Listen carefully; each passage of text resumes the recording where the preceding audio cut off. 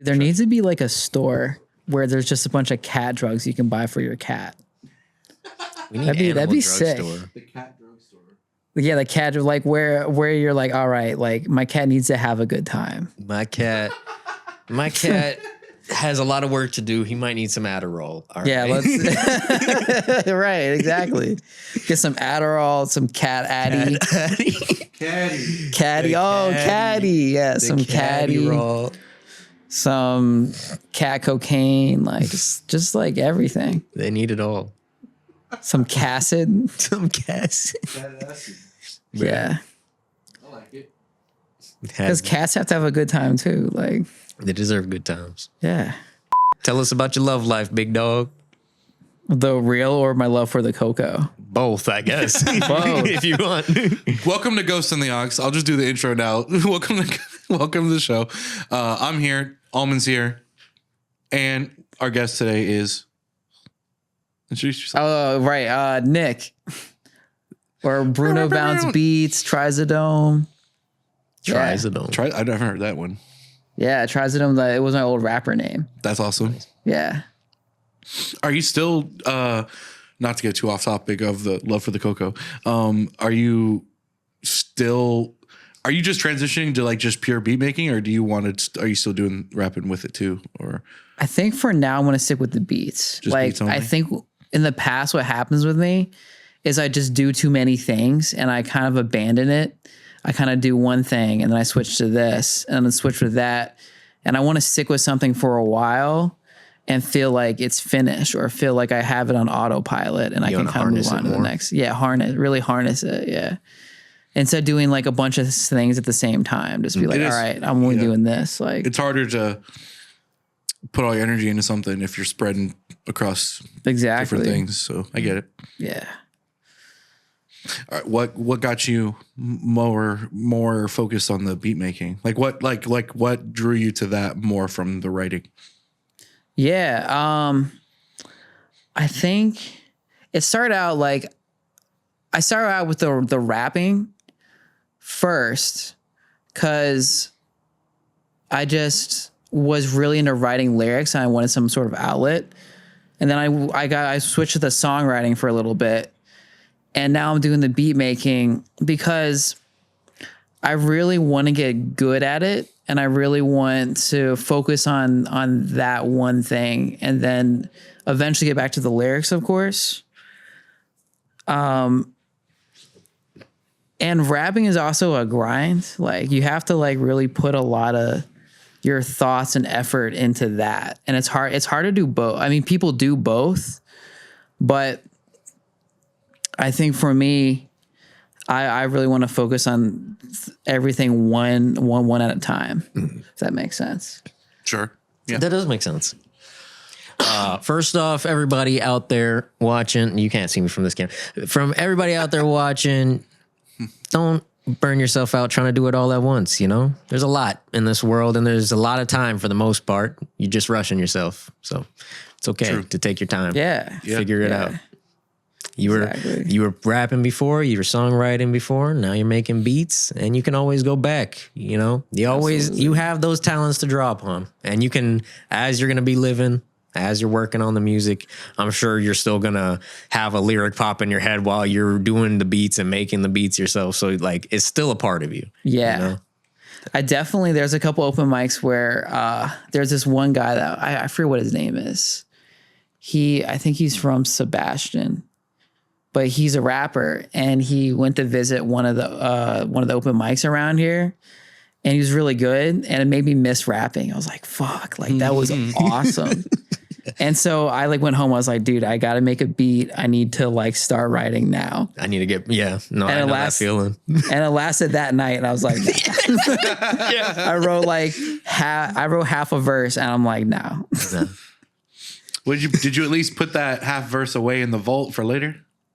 Well, I have it written down on my notepad, but because no reason to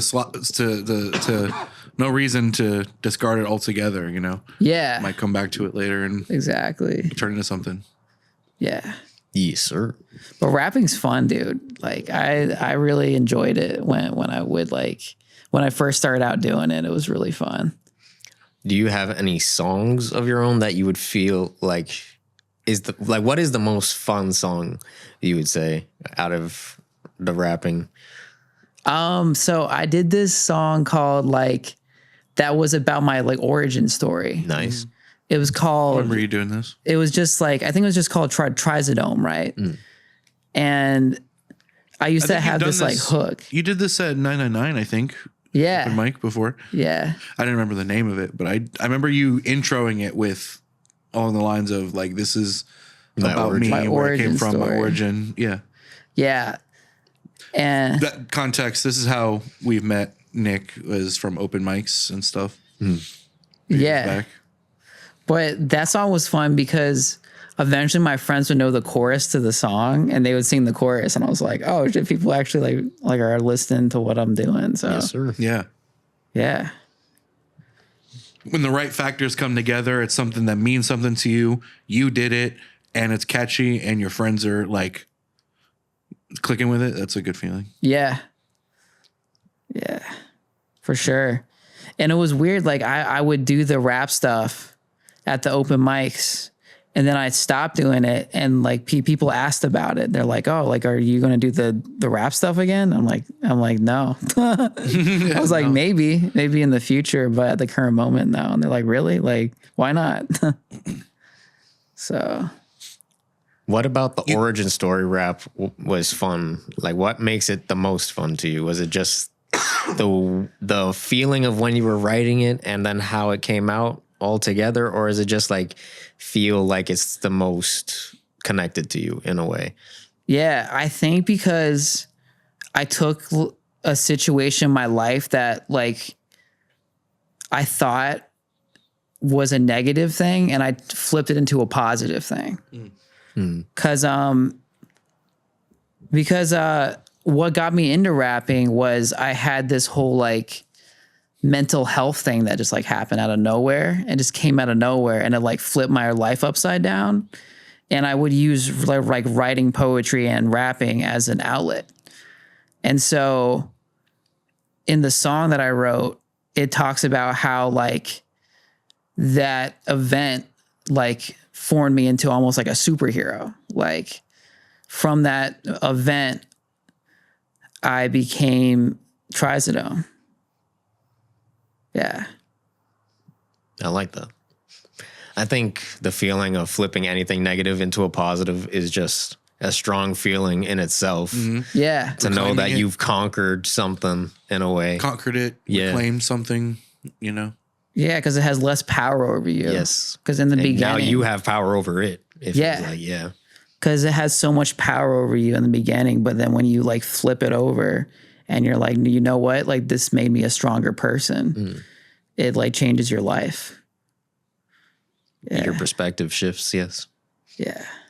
So I think off podcast, we've talked about this a little bit before, but I kind of, how much are you comfortable talking on the show about like that period of time and how that, you know, that crisis and how just what going through that was like and how that led into writing and rapping? Yeah. So I can talk some about that. So, like before all this happened, like I didn't have like any like history of like mental health stuff going on at all. And I just out of nowhere had this like severe like manic episode just out of nowhere. And it like knocked me on my feet. And I had to go to like a hospital for like a little bit. And like in the hospital, there wasn't a lot of stuff to do. And so like I just had a notebook and like a pen. And so I would use that like as an outlook. And before all that happened, like I was having a great time in life. Like I lived in Philadelphia and I was like having a blast. I was really passionate about my career. What was your career at the time? Speech therapy. And I'm still a speech therapist. But I'd say the jobs I was really passionate about, like my jobs in Philadelphia, and I was starting to make some connections in the field. I was like, you know what? Like, I feel like life is going well.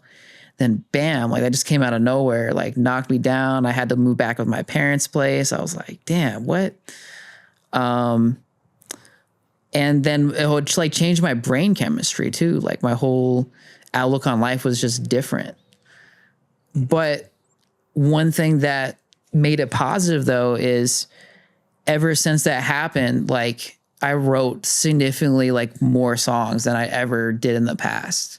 I always played guitar. You were already into music before this happened? Yeah. Okay. Yeah, I was so it happened pretty recently. It happened like when I was like so I'm 31 right now. It happened when I was like 26 or 27. And so around COVID. Yeah. I think so. I think a little bit later. I think like maybe like 2 or 3 years later. Yeah, maybe 2022. COVID came around 2020, so that'd be. You said you're 31. 31, yeah. This happened when you were 26? 26 or 27. So that's 5 years ago. So that would be 2021, just about. Oh, yeah. I mean, well, you're going to be 32 this year. Oh, right, yeah. So if we count that and go 6, then maybe it was like about COVID time. Maybe the COVID. Yeah, maybe. All of the stress during COVID really sparked and changed. I mean, that sparked that. It did a lot for everybody. It changed the whole fucking world. Yeah. Yeah. Well, it was such a, like looking back at it, it felt like such a negative experience and it felt like it made me weaker as a person. But in grand reality, it made me stronger. And I think when you go through stuff like that or you go through struggles, like you kind of can take the route where it does make you a stronger person. But the positive thing about it is like, from that experience, like I kind of never really wrote any songs. I was just kind of jammed with people. And like after that situation was the first time I like finished songs and like really had the lyrical stuff like figured out more. And that was exciting. And so it made me realize like, okay, like this is the first time I ever, after all that stuff happened, that was the first time I ever thought about making beats. Before that, I didn't make any beats. Like I just always jam with people. Mm-hmm. And it gave me confidence in making beats. It made me confidence in like rapping, even just writing lyrics and songs.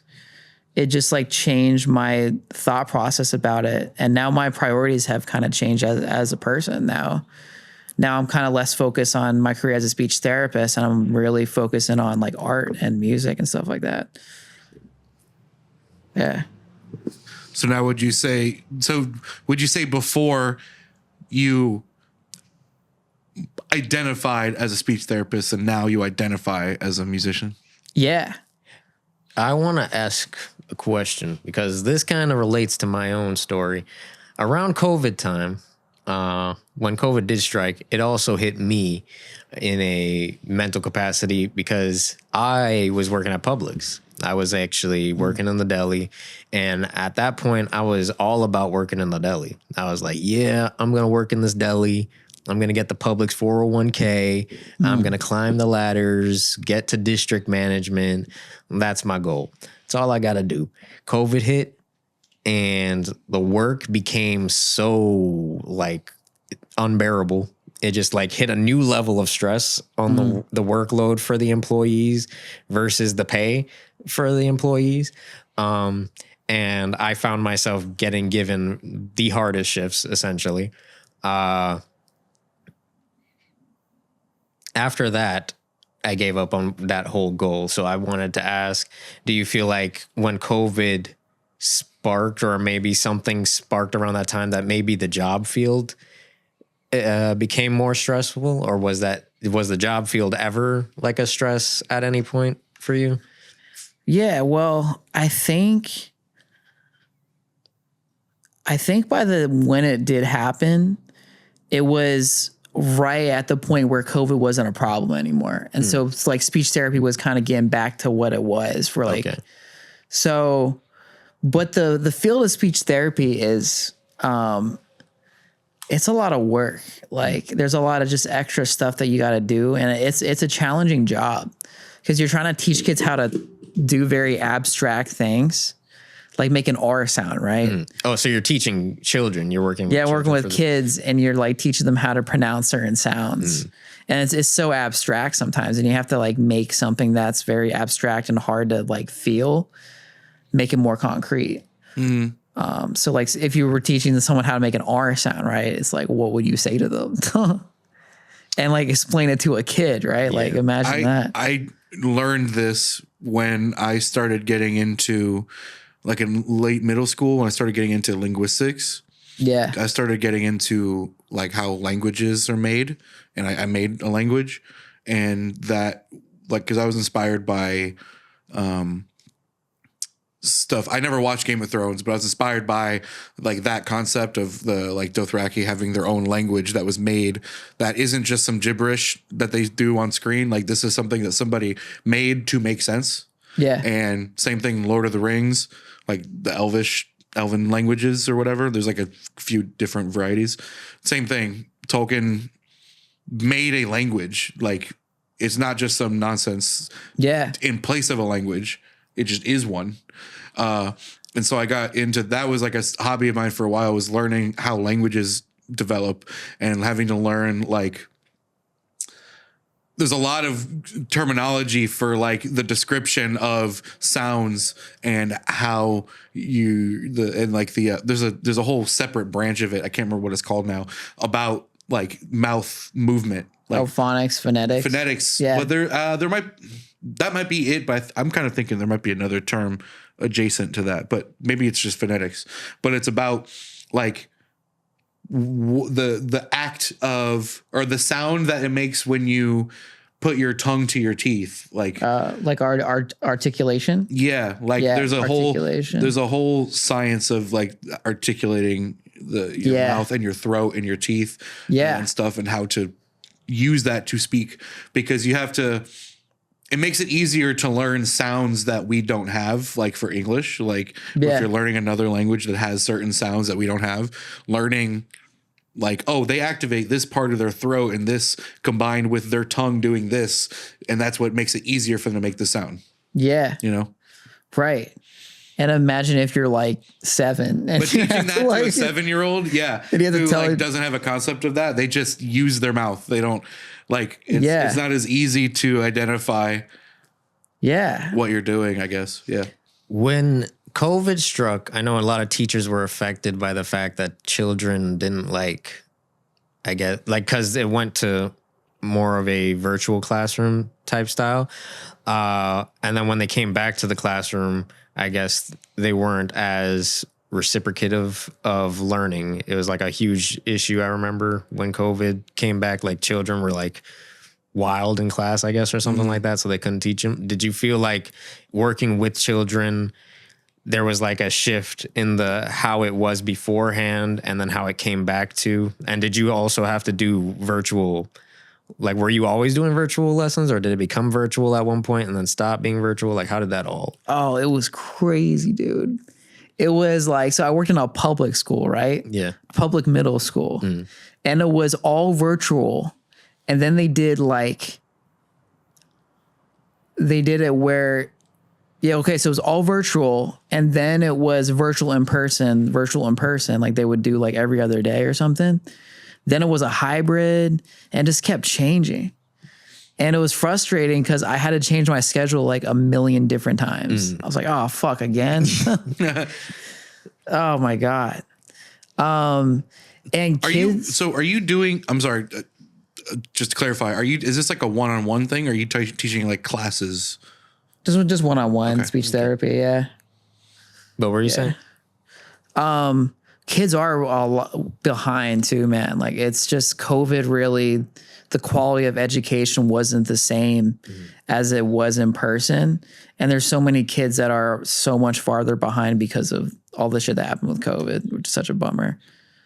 It was just not only classrooms, not only not having in-person education, but just like on a societal level, shifting from most things you do being in person to most things you do being digital.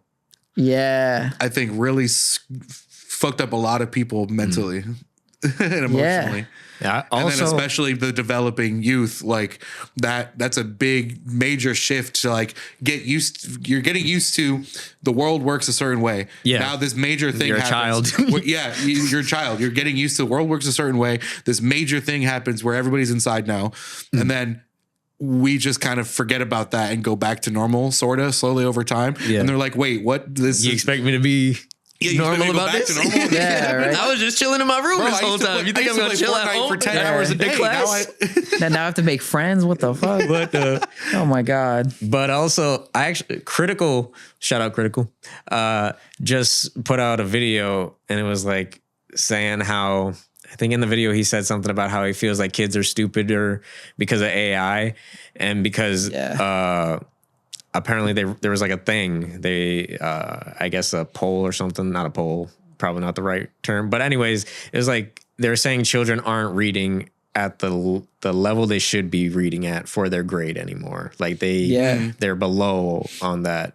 So he was saying he thinks AI might be the fault, but it could actually just be how COVID fucked up the school system in a way for them. I sort of think I think that might be part of it, because as much as we sort of hate like being forced and structured to like write things formally and stuff, you know, like, oh, you have to do MLA format and do this and learn all these conventions and fill out this paperwork to do this thing and write essays and stuff. Essays, I think that it is annoying, but it's also, it gives you a structure to build like reading and writing on. Yeah. And then when everything falls apart and everything's online and you can get away with more unstructured, like, you know, type in something LOL, in AI. TCYL, and every conversation is that kind of thing.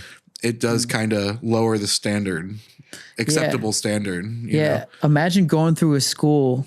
I'm sure they still wrote essays, you know. Well, with AI now, you can just like have the AI write the essay for that too. ChatGPT. I mean, that built. So, well, that actually does play into what you were saying too. My point didn't even get to that part yet, but you're right. Like that builds on top of these kids are like, it's probably really bad within a certain like a certain age range of kids. That were most affected by it. Like barely have to write for real.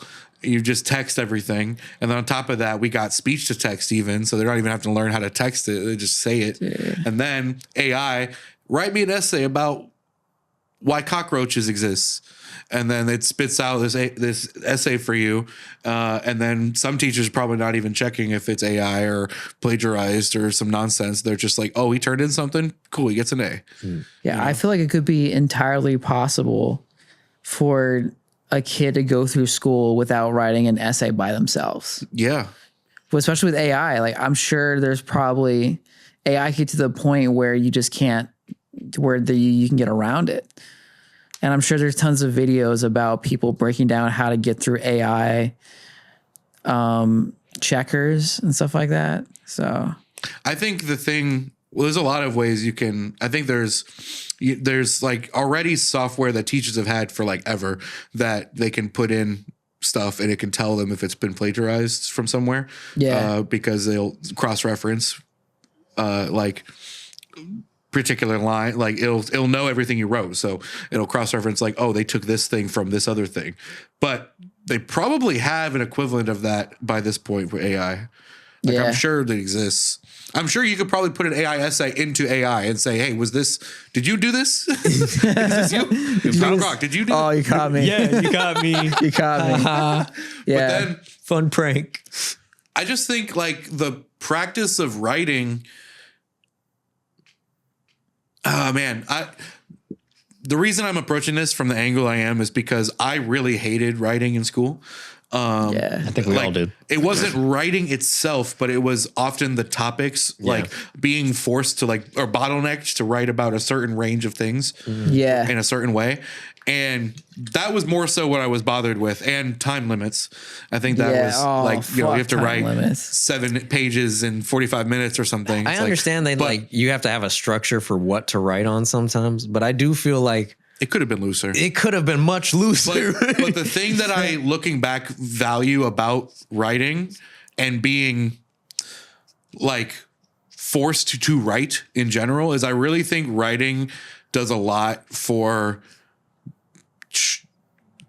structuring how you think, like how you put thoughts together and rationalize. And like if you learn how to write in a effective way, you're training your brain to think in such a way that translates to, conveying a thought properly from one person to another. Yeah, I was watching a YouTube video about this.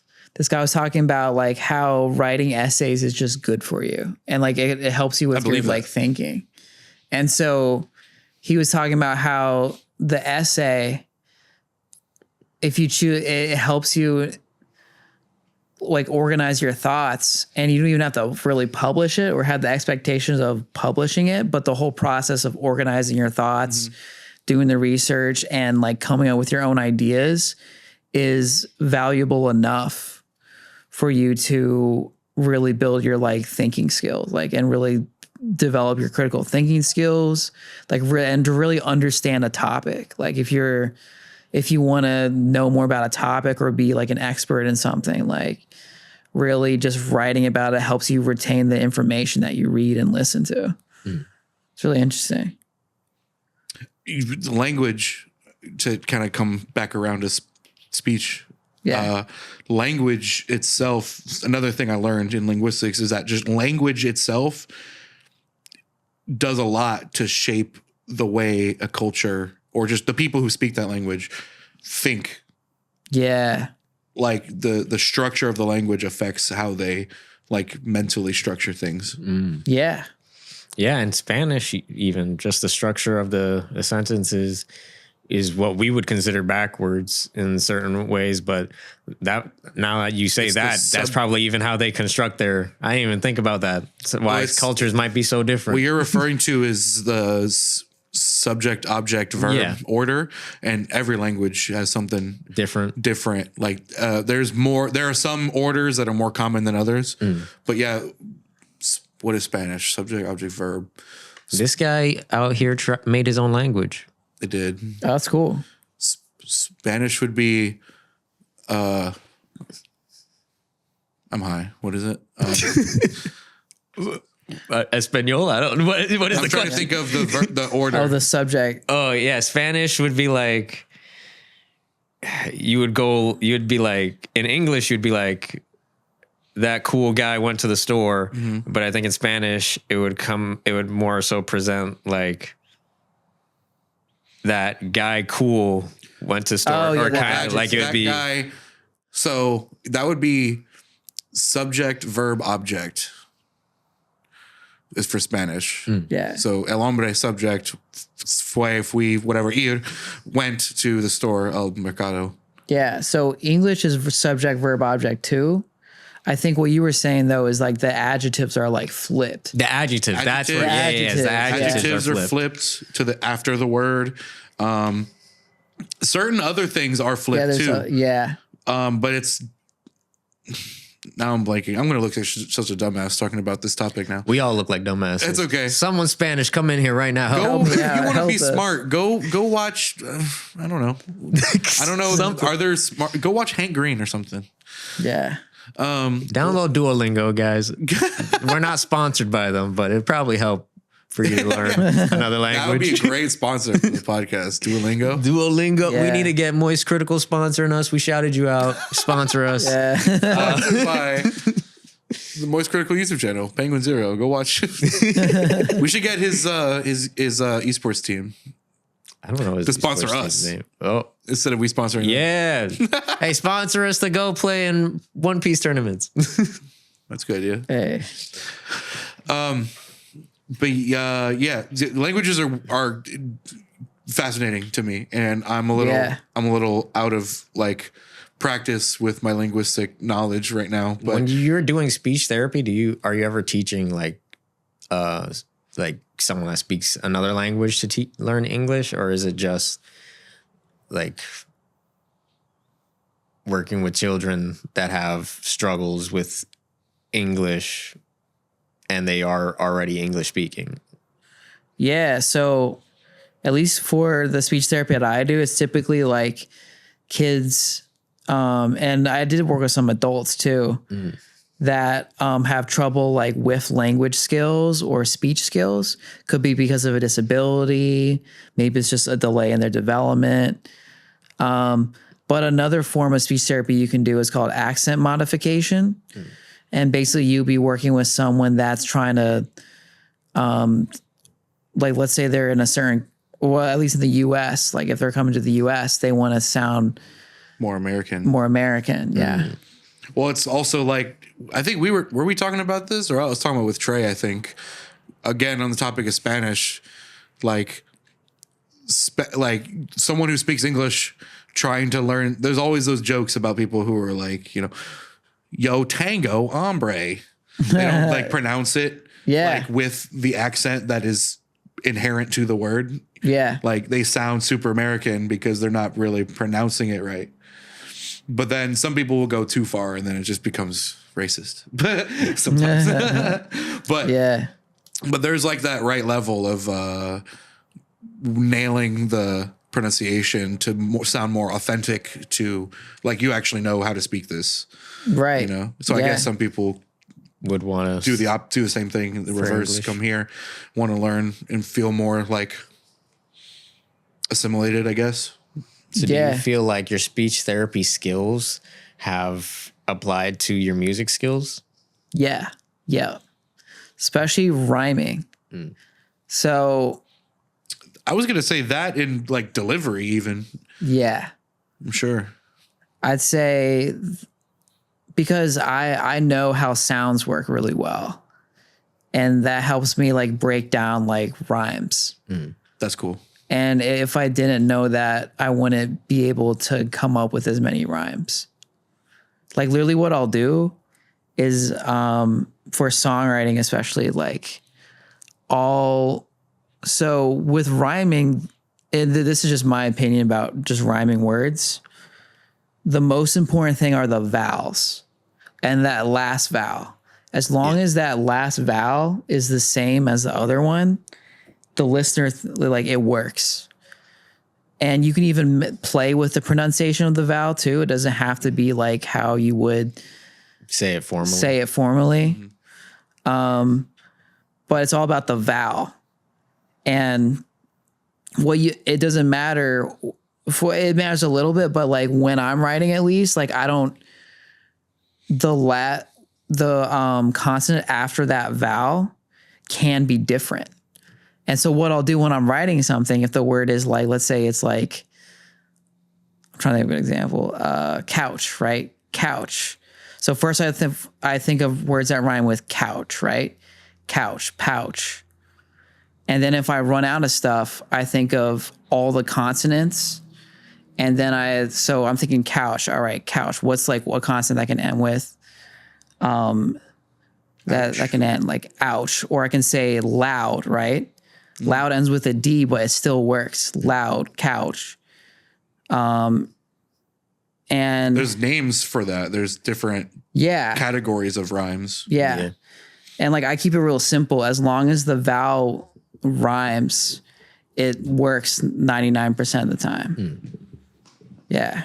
Basically 100. Yeah. Right. Yeah, there's some occasions where like with L's and R's, for example, they're very vowel-like. Because what makes it a vowel is that you can hold it, right? You can hold it longer and your voice is on. Literally, so linguistics is a side interest of mine. So it comes up on my YouTube sometimes. And there's literally a video that keeps getting recommended to me that says that the title is something like R's are a vowel. Yeah, actually. Exactly. And yeah, for the same reason that you're basically making a vowel-like sound because you're not. Well, you said if you had a different explanation is because you can hold it for a long time. I was thinking more along the lines of you're not bringing two parts of your mouth together to create the sound. Exactly. It's an open sound that you're using more so with like you're not using your mouth to make it. Basically, you're using your vocal cords. Right. Yeah. That's why singing, right? Like one thing you can do with singing, if you're trying to figure something out, you can get rid of the consonants and only sing the vowels. and it will make it more connected, and it will help you if you're trying to figure out some line. You can like sing the vowels and then add the consonants back in, and it like starting with the vowels. Once you master that, helps you do like the harder thing of singing it. Yeah. But so you can really play with the end, and then I use a rhyming dictionary. So if the word is, well, if we go back to couch, right? I'm like, okay, loud. What's everything that rhymes with loud? And I'll go through a bunch of databases of words that rhyme with loud. Okay, loud. House. Yeah, you go house. You're like, all right, what are all the words that rhyme with house? Try to see if there's like anything that's relevant to what I'm talking about. House. Found works too. Because like that still works. And especially with like singing, as long as that vowel is the same, it works. And you can just go down a whole rabbit hole of rhyming and find like a million things. Mm-hmm. Guys, if you're songwriters out there, listen to this guy. He's a speech therapist. He knows what he's talking about. Yeah. I love this recurring trend of you looking at the wrong camera. Yeah. training your neck to look at that one. Yeah. You're going to have me on the camera, on this camera looking at that camera. Yeah. Yeah. I find all the different aspects of language and speech really interesting. So how'd you get into speech therapy? Yeah. So when I was younger, I had a stutter, right? And like I still stutter. It's crazy. Like, and from there, I was just interested in the field because I went to speech therapy when I was younger. I actually met other people who stuttered and were speech therapists. And I was like, okay, that's really interesting. Like, I wouldn't think if you had a stutter, you would be a speech therapist. This didn't make sense to me. And so from there, I was like, okay, maybe I'd be into these classes. And I took the classes and I was fascinated by the classes. Like, it was like neuroscience. It was linguistics. It was like not what I was expecting. Cause I think because a lot of speech is very like internal, like psychological. Yeah. When you talk about the neuroscience part of it, a lot of that is very like, what's the brain doing? Why is the brain getting caught up right now to make me stutter doing this? Or why, Yeah. Yeah. Why am I having a hard time making this sound?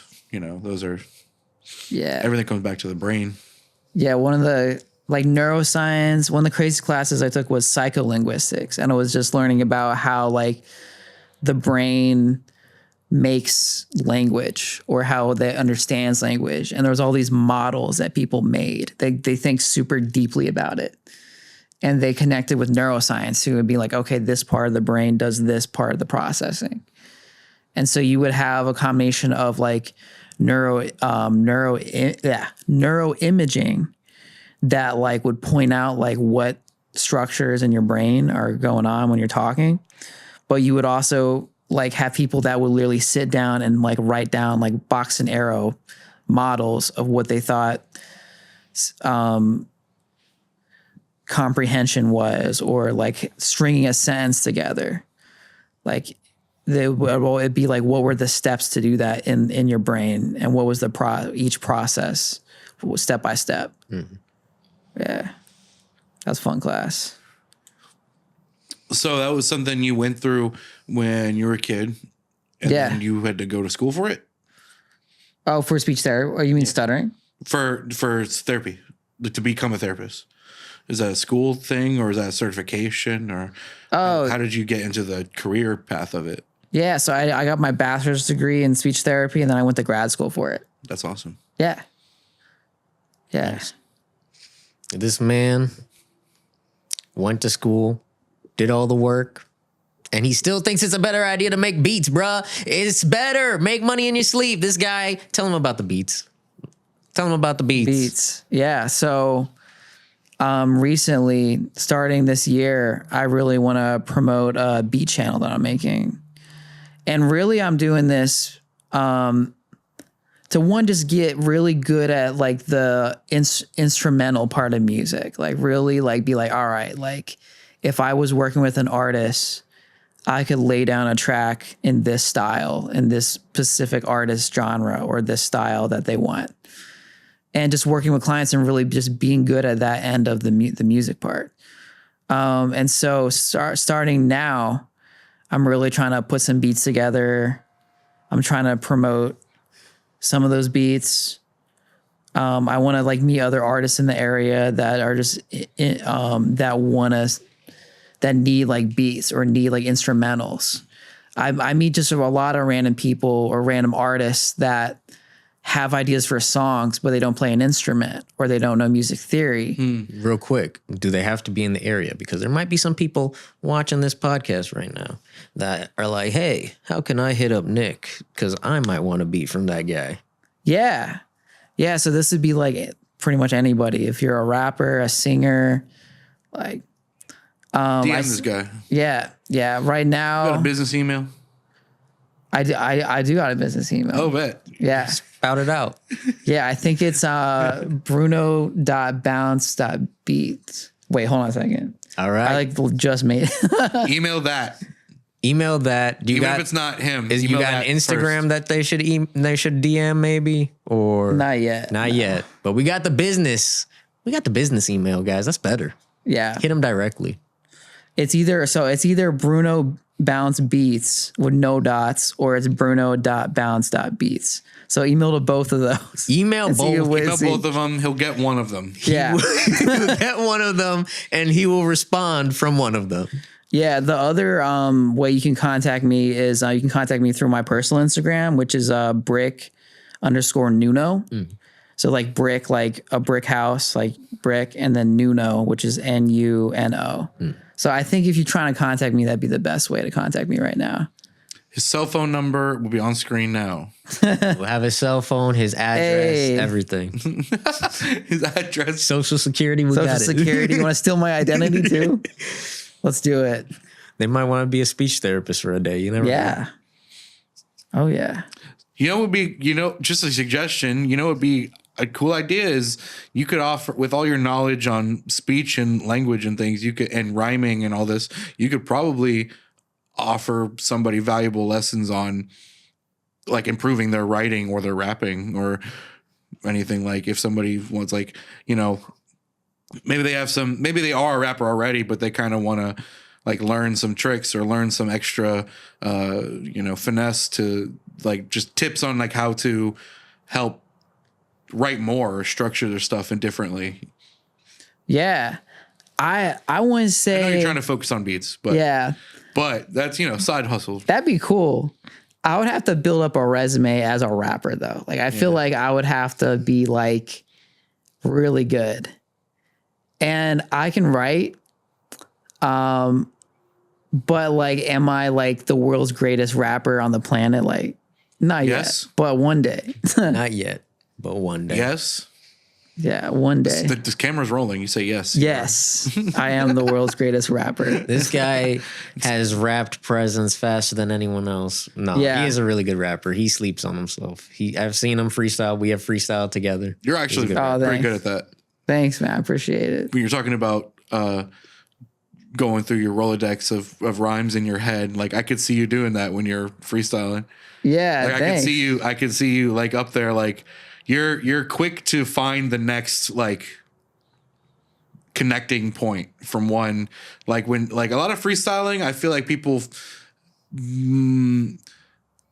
might linger on one topic too long, or every other line is a whole different shift. Whereas I notice every time I've seen you freestyle, you're good at connecting the rhymes, but also kind of like a better balance of like transitioning from like thing to thing, if that makes sense. Thank you. Yeah. I might have did a bad job explaining that, but yeah, thanks. Yeah. I think I will say I'm good at rhyming. Like I think I'm good at rhyming. Yeah. And I have a whole system for rhyming that like makes sense. So I could teach people how to rhyme for sure. Yeah. The fact that you have a system is put you ahead of a lot of people. Yeah. Yeah, and for a while, like I was watching like the Harry Mack stuff, He's like a freestyle rapper. He's like a YouTube like freestyle rapper. Mac Lethal? Is that a different guy? No, it's this like he's this guy. People will give him like random words and he'll just come up with a freestyle rap on the spot. Okay. I've seen like a few, like, I don't know if it was the same guy, but I've seen like, Yeah. I've seen a comedian that does that. Oh, is it Chris Turner? I don't know. Maybe. Yeah. I saw a comedian that did that. It might be Chris Turner. I don't know who Chris Turner is, so maybe. But he would do improv freestyle rap where he was either opening or closing a show for somebody else at like a comedy thing, and he would take like 3 or 4 or 5 random things from the crowd. Yeah. And then he'll take like 30 seconds and the beat will go on and he'll just start connecting them all together in a freestyle. Yeah. Yeah. That's kind of what Harry Mack would do. That's he cool. would, and there's a whole science behind it, dude. It's really interesting. Like I went down a whole like freestyle rap rabbit hole. So I was watching like videos about it. And there's a specific way that thinking process that he does that kind of helps him like come up with stuff to say. And it's really interesting.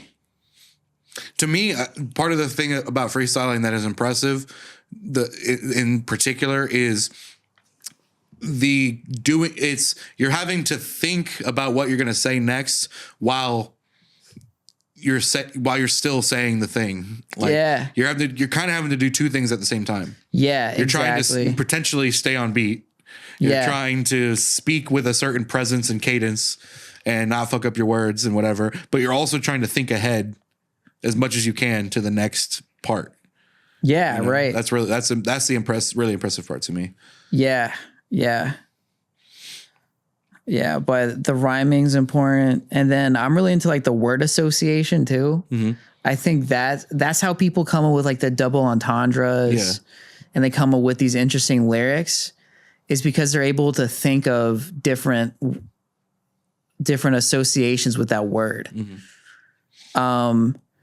And with freestyle rapping, like I feel like an overlooked skill about it is your ability to like word associate. So what I mean by word association is like when you hear a word, what do you think of? So like when I hear like ghost, like haunted mansion. Oh man. Ghost, haunted mansion, ghoul, monster, Freddy Krueger, and just like keep going. Mm-hmm. And if you get really good at that, you'll be surprised at how much better your stuff like sounds and like how much better a writer you get, how much better freestyle you get, how much better you are at just coming up with just interesting shit. Yeah. But I feel like word association, like your ability to be like, okay, like what, if I give you a word. Other things that are related to that category. Yeah, and go like really deep with it. Yeah. And like words with double meanings too. Like if you're able to like know and idioms.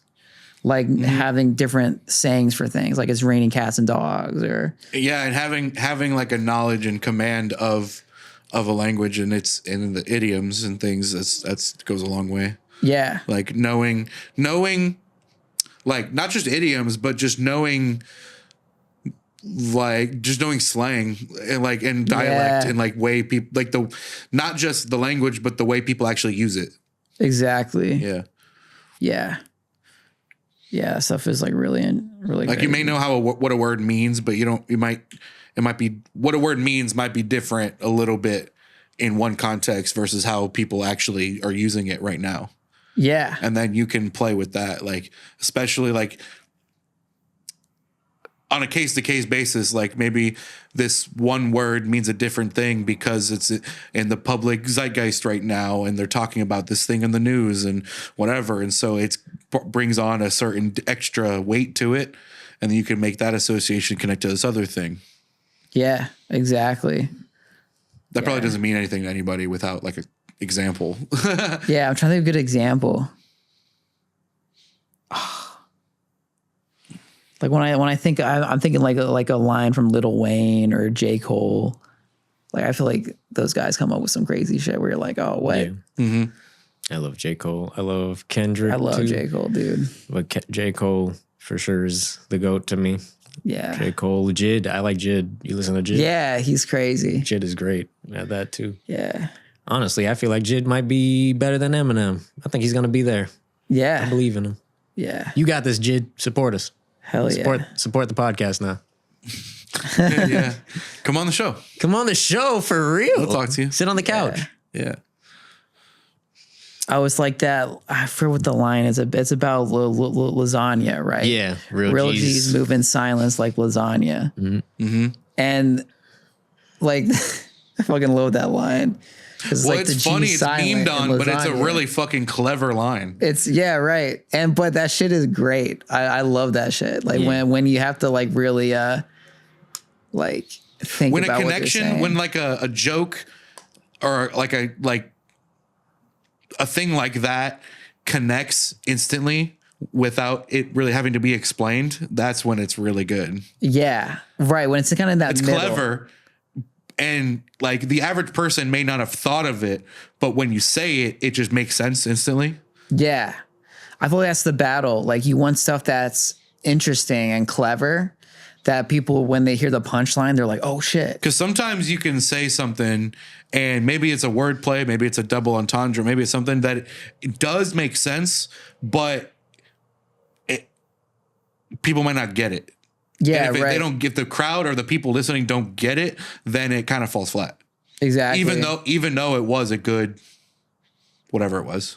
Yeah, and if you have to think about it too much, it could be a great line, but it needs to be clear enough that the audience is going to get it. The message is brought across. Yeah. Yeah. So now you're focused more on the beat stuff. Yeah. Are you like still, are you like going down the digital production rabbit hole, doing everything in the box? Or are you still like recording, like playing bass and keys and doing that to add, like playing instruments and recording to add them in? Or are you kind of more like, oh, what can I do just on the computer? Yeah, a little mix of both. Like for one of the songs, I wanted to see if I could just use only samples and like loops. Okay. And that was really interesting because what I would do is I would find a loop that I really liked and I would just loop it. Then I would go on Splice and I would just type in vocals, or like, let's say it's a piano loop that I really like. I'm like, oh, this sounds sick. So I would play the loop and I play the loop over and over again. And then I would type in vocals into Splice and hit random. Because a lot of like the popular loops and one shots are used in songs that you hear, right? So the worst case scenario is you make an awesome beat and they use the exact same loop in another song. Like that would suck. I literally found it the other day. So I'm telling you right now, it's crazy. Especially because you also use Logic. Yeah. There's a lot of loops already in Logic that are in songs out there. Yeah. There's a lot of like chart topping songs that use stock sounds. Yeah. Immediately. When sometimes don't even change them. Like don't even chop them, splice them, pitch shifts, EQ, nothing. They just use the exact thing. Example, not long ago, I found the sample of the flute from what's that song with ASAP Rocky and was it Praise the Lord? Oh really? You know what I'm talking about? Yeah. That flute that I found that in Logic. Yeah. That's just a stock sound, but that's like a core part of that song, I feel like. That's funny, yeah. But that's all over the place. So you're definitely doing a good thing by trying to find lesser known. Yeah, you gotta hit random stuff. Yeah. Gotta find the rare finds. You gotta find different. What I need to do now, I'm kind of like frustrated because I need to what I used to do in the past with beats is I would listen to some jazz records and I would like rip them off Spotify and I would like try to like find cool sounding stuff and then turn that into a loop. But I can't do that because I don't want to get sued. And so like I'm trying to find a web service that has royalty free music. Yeah, there's like real music, like jazz. There's also like public domain stuff. Yeah. I should try that. Yeah. There's like old music that is so old that it's public domain. Don't quote me on specific names, but a lot of those like old like orchestral things that you hear that are like that you hear in every movie, and like there's a montage and they're playing this song that you've heard in 8,000 other movies. That's because it's a public domain, and it's so old that it's like part of culture now. Yeah. So it's like free use. Yeah. Yeah, but for one of the beats I made recently, I was trying to only use samples, like no instruments. That's a cool experiment. And I would make a loop. I would loop it, and then I would just go through Splice and just like play different samples and see if there were any that like fit. And I would see how it sounded if I played the beginning of that sample, see like in the middle, like at the end. And sometimes you'll hear this like random thing. And you'll be like, oh, I want that part of the sample. And you'll pull in the beat and back into Logic, and you'll kind of like mess with the timing and stuff like that. And you'll try to get it to like line up. And it adds a lot, like just vocals or just horns or violins. And in Logic, like I have like third-party plugins that are pretty decent. They sound good like in the background.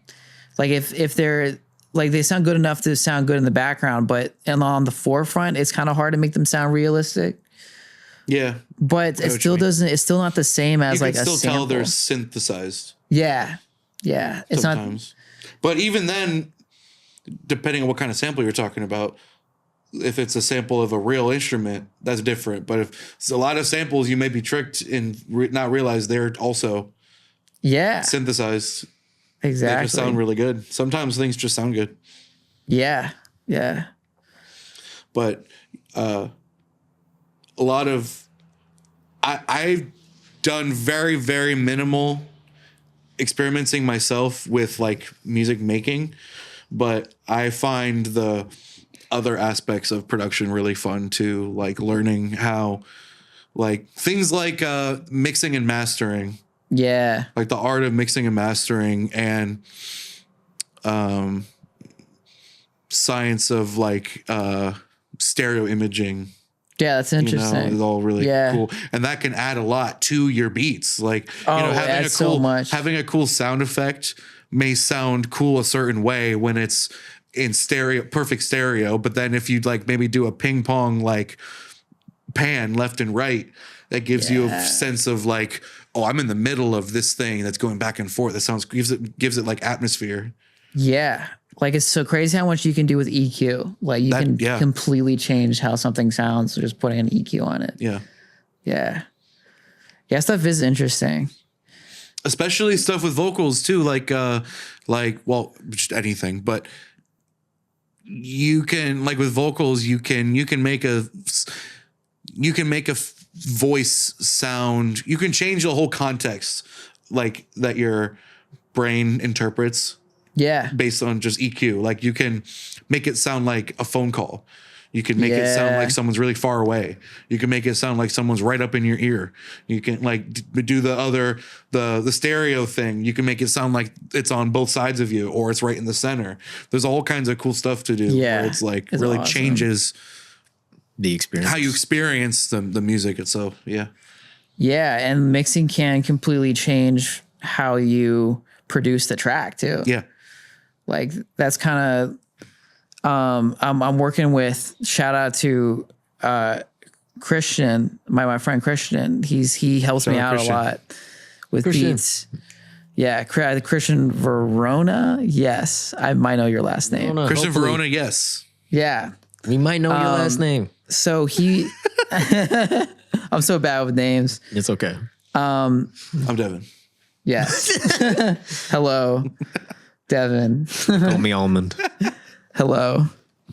But one thing he was talking about is how you mix the song can make informed decisions about what you need to add to the track. Yeah. And like what you need to take away. And like how you want to section it out. That was something I learned also. Someone taught me was more so for like this apply. He taught me in the context of mixing live, but this also applies in the beat making aspect too. But it's something just fell off the roof. Anyway, Guys, we don't have a roof anymore. that might have been like We might need support faster than we thought. that might be like an acorn or something that fell off the roof outside. That was very loud though. Every like instrument, every element of your song has like a different place on the frequency spectrum.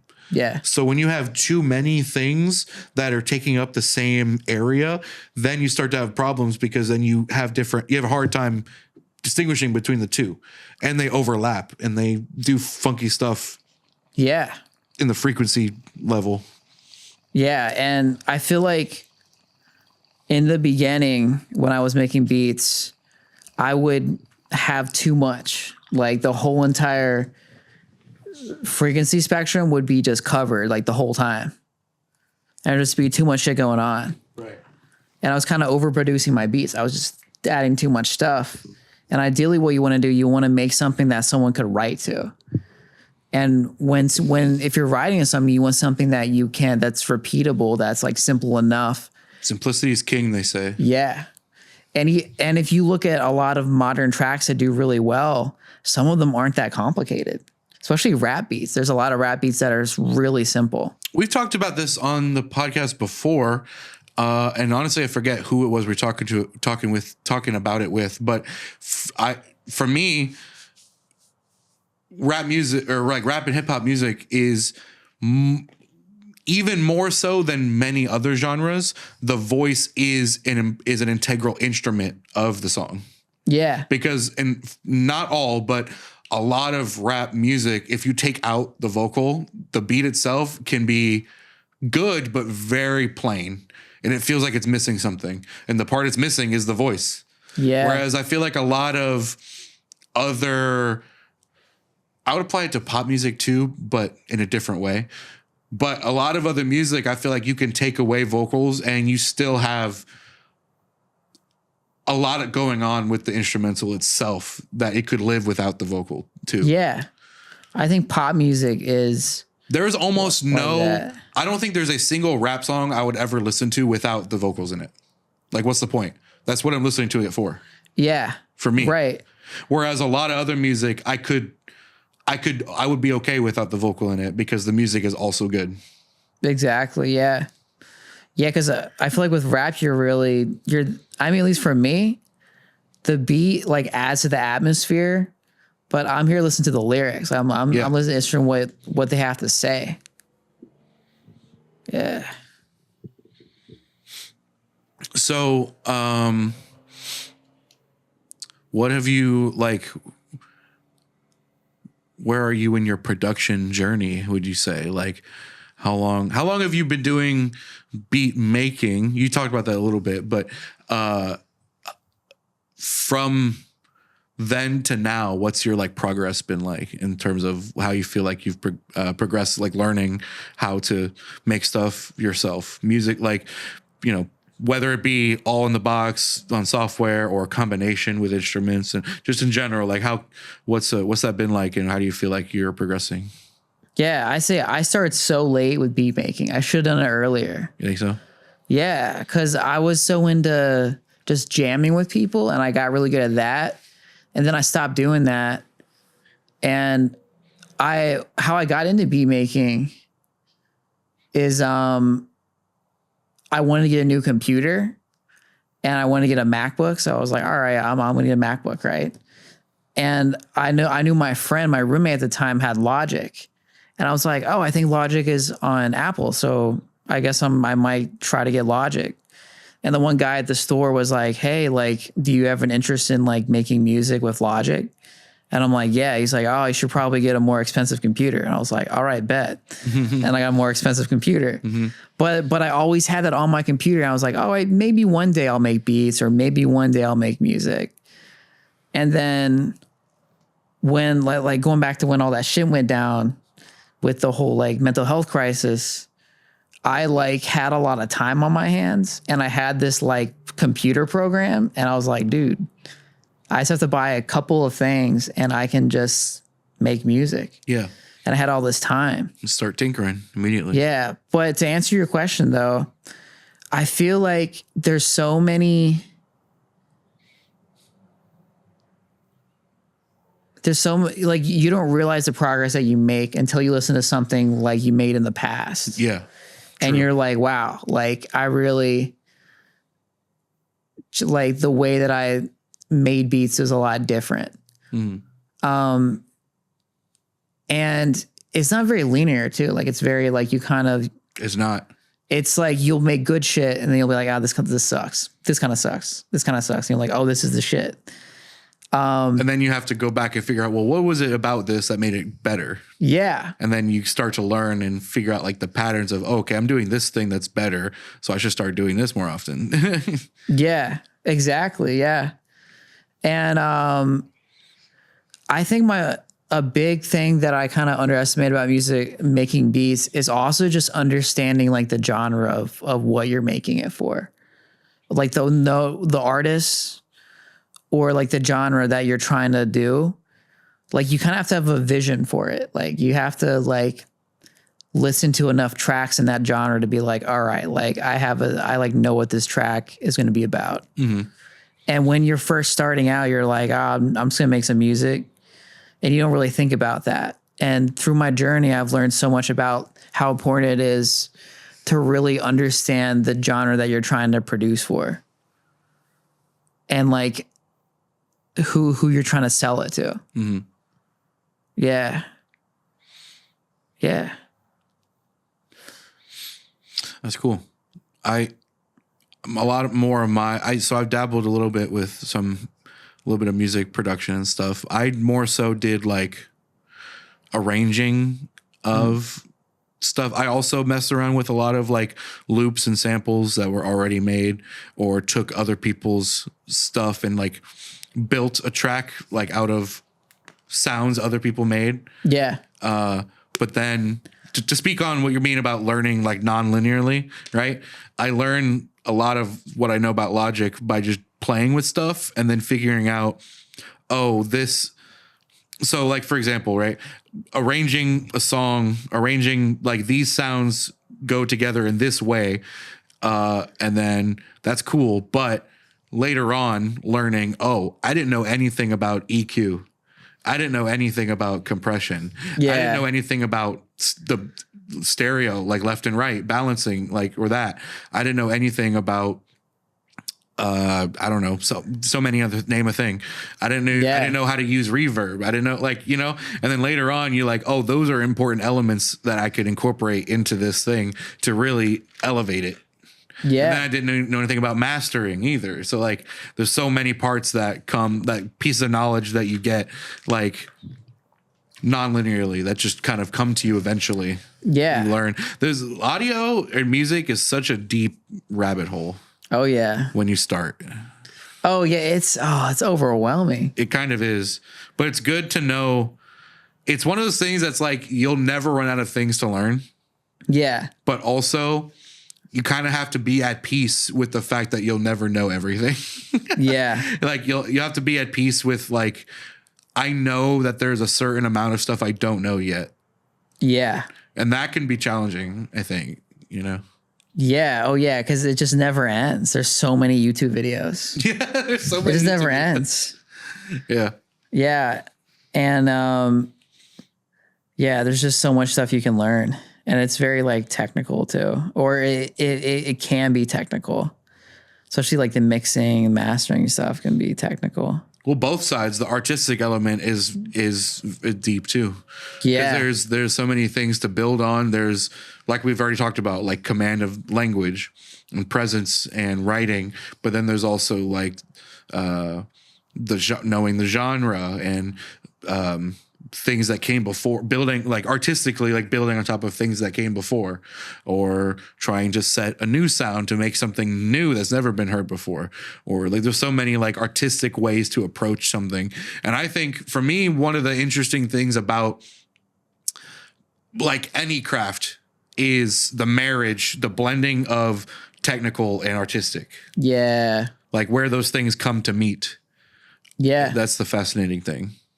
Yeah, where you can like, you know the rules and then you break them. And that's something, what you just said right there is like a philosophy that I take into every like production, like thing that I go into, whether it's video editing, video filming, whether it's audio, anything, writing, because I was taught that in poetry in English class that was focused on poetry in high school. And I was also taught that in video production class in high school. And those are, they are, the teachers articulated them in different ways, but same principle. It's like, you got to know a certain base level of things, and you got to kind of understand the rules and why they exist to know how to break them in the right way to have the impact that you want.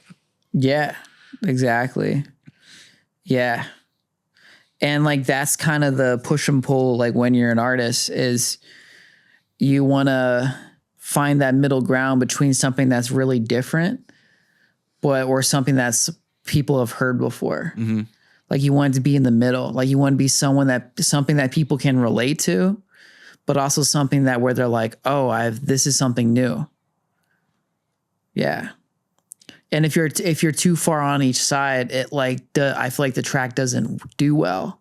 If it sounds like what someone else has done before, it just, all that they'll say is, oh, it's that. Yeah. It's the same thing as this. Then it's too much like that. Exactly. But if you go too far into, you never heard this before, then it's really foreign, and everything foreign is scary to people. So it's like, I don't know what to expect for this. Huh? It becomes like experimental, which you can also do it. Can be a good place to be. But that's like the bell curve, right? Where it's like you go too far one way, it's too niche, and it's not. It may not get traction. But if you go the other direction too far, then it's too much the same. Yeah. It's got to be somewhere, like you said, right in the middle enough to like drive things forward without being too the same. Yeah, because like I would argue that when you're making music, like if you were in a cave and to listen to any music, I feel like your music would suffer. Like some people are like, oh, that's great. Like you get to do something that's 100% authentically you, right? Mm. But I think you want to really like know music well, and like the genres that you produce in, like you want to know like what's been done before, because it will help you create interesting things. And if you just solely rely on just your own, like let's say you don't listen to any music, right? If you just solely rely on you, I would think that you're missing a lot of stuff that could make your music great, if that makes sense. Outside influence helps, and not only in like giving you outside perspective, like mixing up your own formula, but like putting things that from external sources that you maybe not have thought of, but also having something that other people can share and identify to relate to it more. When you have that external influence, other people like there's a reason that so many songs use the same chords. Right. So many songs use the same chords, but they do them in a lot of different ways or in different contexts. But those same chords work because people have similar emotions tied to them. Yeah. Like that's why it translates. Yeah. I think art is one of those things where you want to be free and do your own thing, right? But sometimes adding constrictions and rules and like knowing how to kind of stay within the lane, but also do something completely different. Mm-hmm. You can come up with some really creative things. Limitation breeds creativity. Say. Like it's very paradoxical where it feels like it doesn't. You're like, oh well, how can this sound different or be more creative if you have these limitations? Well, I've heard this happen with so many artists or like producers, whatever. It's whatever. musicians, not just producers, but just regular musicians too. Like they've acquired all the equipment they could ever want, but they're not making any music. And it's because they're like paralyzed by, they have too many options. Right. You know? Yeah. Or sometimes it's either too many options or it's too perfectionists for their own good. Yeah. They're like, I need it to sound perfect, and they never feel like they can get to perfect, so they never do it. They never start. Yeah. They're afraid of like doing something that doesn't work out or whatever. Yeah, it kind of like it narrows down your options, but it forces, like, if you have to, you're supposed to think outside the box, right? But sometimes thinking inside the, it's make no sense. But thinking inside the box makes you think outside the box. Yeah. Because I have this limited set of parameters. How can I do something different using these parameters? Yeah. How can I use a hammer differently? Yeah. You know, how can I, or better way of saying it is, how can I hammer a nail without a hammer? Yeah. How do I use this other tool for something that's not meant for? Yeah. And I think what happens too is sometimes like we go to what's comfortable, right?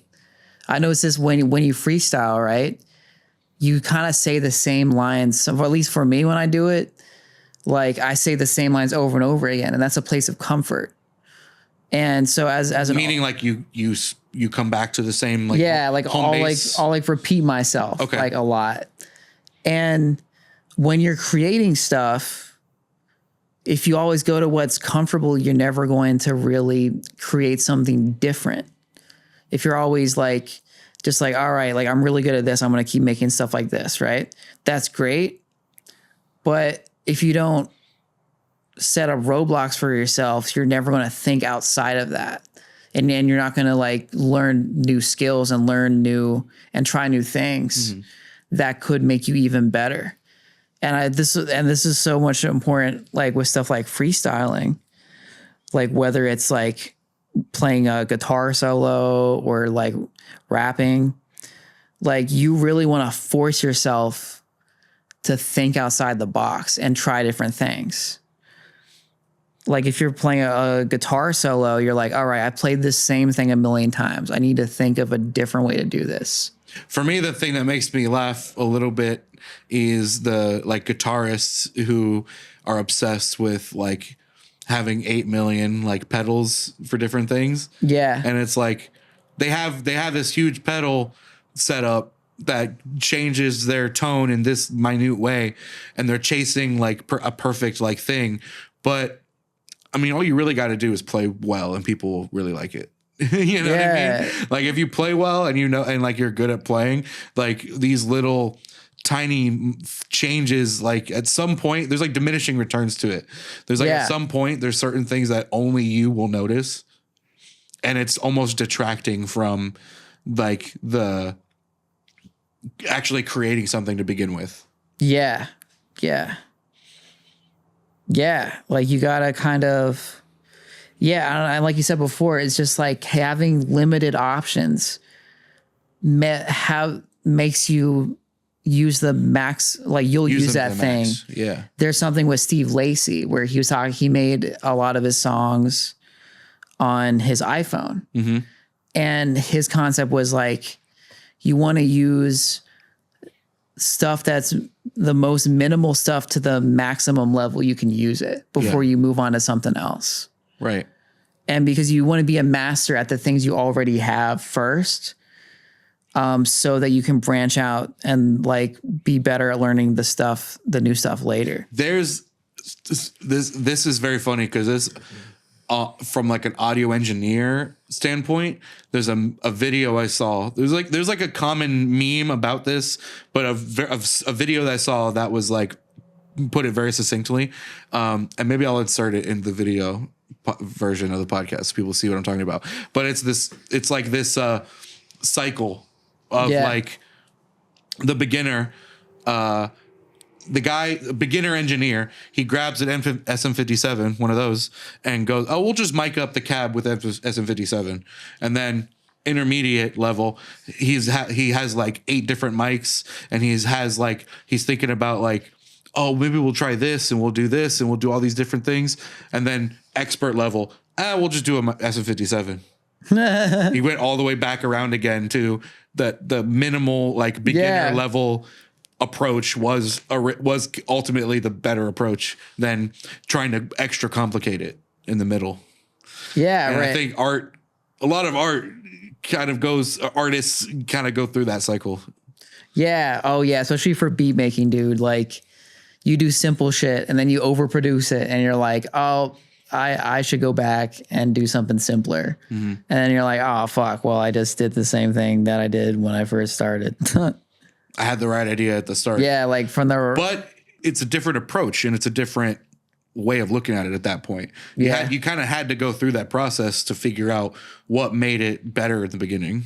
Yeah. The simplicity. I feel like to go with like the question you asked me earlier about progress. Mm-hmm. Another thing is the progress I see is that you don't overthink decisions as much. Sure. Like for me, at least, like in the very beginning when I produced, I wouldn't finish a track because I would just overthink all the stuff I was adding to it. Mm-hmm. And I think 2 things happen. It's like one thing, you stop overthinking it and you like start to really like make decisions quicker. And you're like, all right, I'm going to add this. I'm going to add this. I'm going to do these things. And all right, this sounds good. Mm-hmm. And it doesn't need anything else.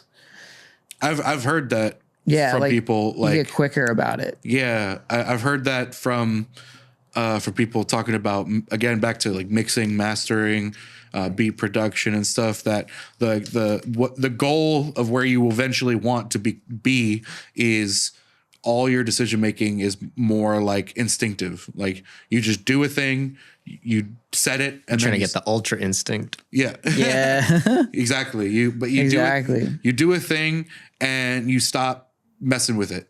Yeah. You do a thing once and you leave it alone. And if you have to come back to it, it better be a good reason, like later on, you know? Right. Like a good example is like picking the snare you want for your beat. Yeah, like, right. There's 800 million different snare samples out there. You don't necessarily have to go there and sit through 100 of them and listen to click, click, click, click, click, like back to back. Just pick one. Exactly. You know, pick one that's good enough and then build around that. And maybe you find a better one later. Maybe you don't, but you built a track around that and you've got progress now. You're exactly. Yeah, like you learn how to just make decisions quicker and do things faster. And that shows a lot of progress is your workflow, being able to kind of just get to make a track quicker. Advice for those that are starting and are like, looking at all of this, it's overwhelming. Like, what's your advice for that overwhelming feeling? Yeah, you mean like if like, let's say today I was like, all right, I'm going to make beats like right now. Yeah, and it was your first time type style. I would say I have like a couple things. I think the first one is like, don't get discouraged. Like everyone started from like where you were at, right? Like everyone started from zero. Like maybe some people have certain skills at different things. Like maybe some people were musicians, some people were better at singing, some people were like had better rhythm, had better like visions for their tracks.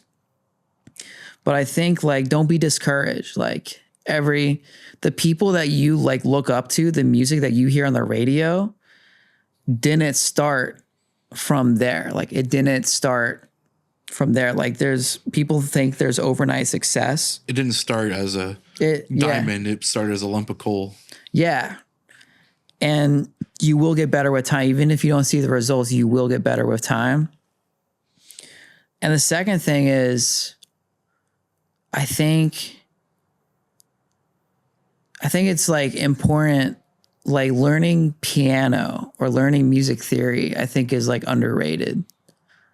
Cause, or just music theory, dude. I think a lot of times people are like afraid of music theory because people make it overly complicated. But music theory goes back to what we were talking about earlier. It's one of those things that's good to know the rules, to know how to bend them. Exactly. Yeah. Like there's so many. There's a lot of music out there, a lot of musicians and producers that don't know shit about music theory.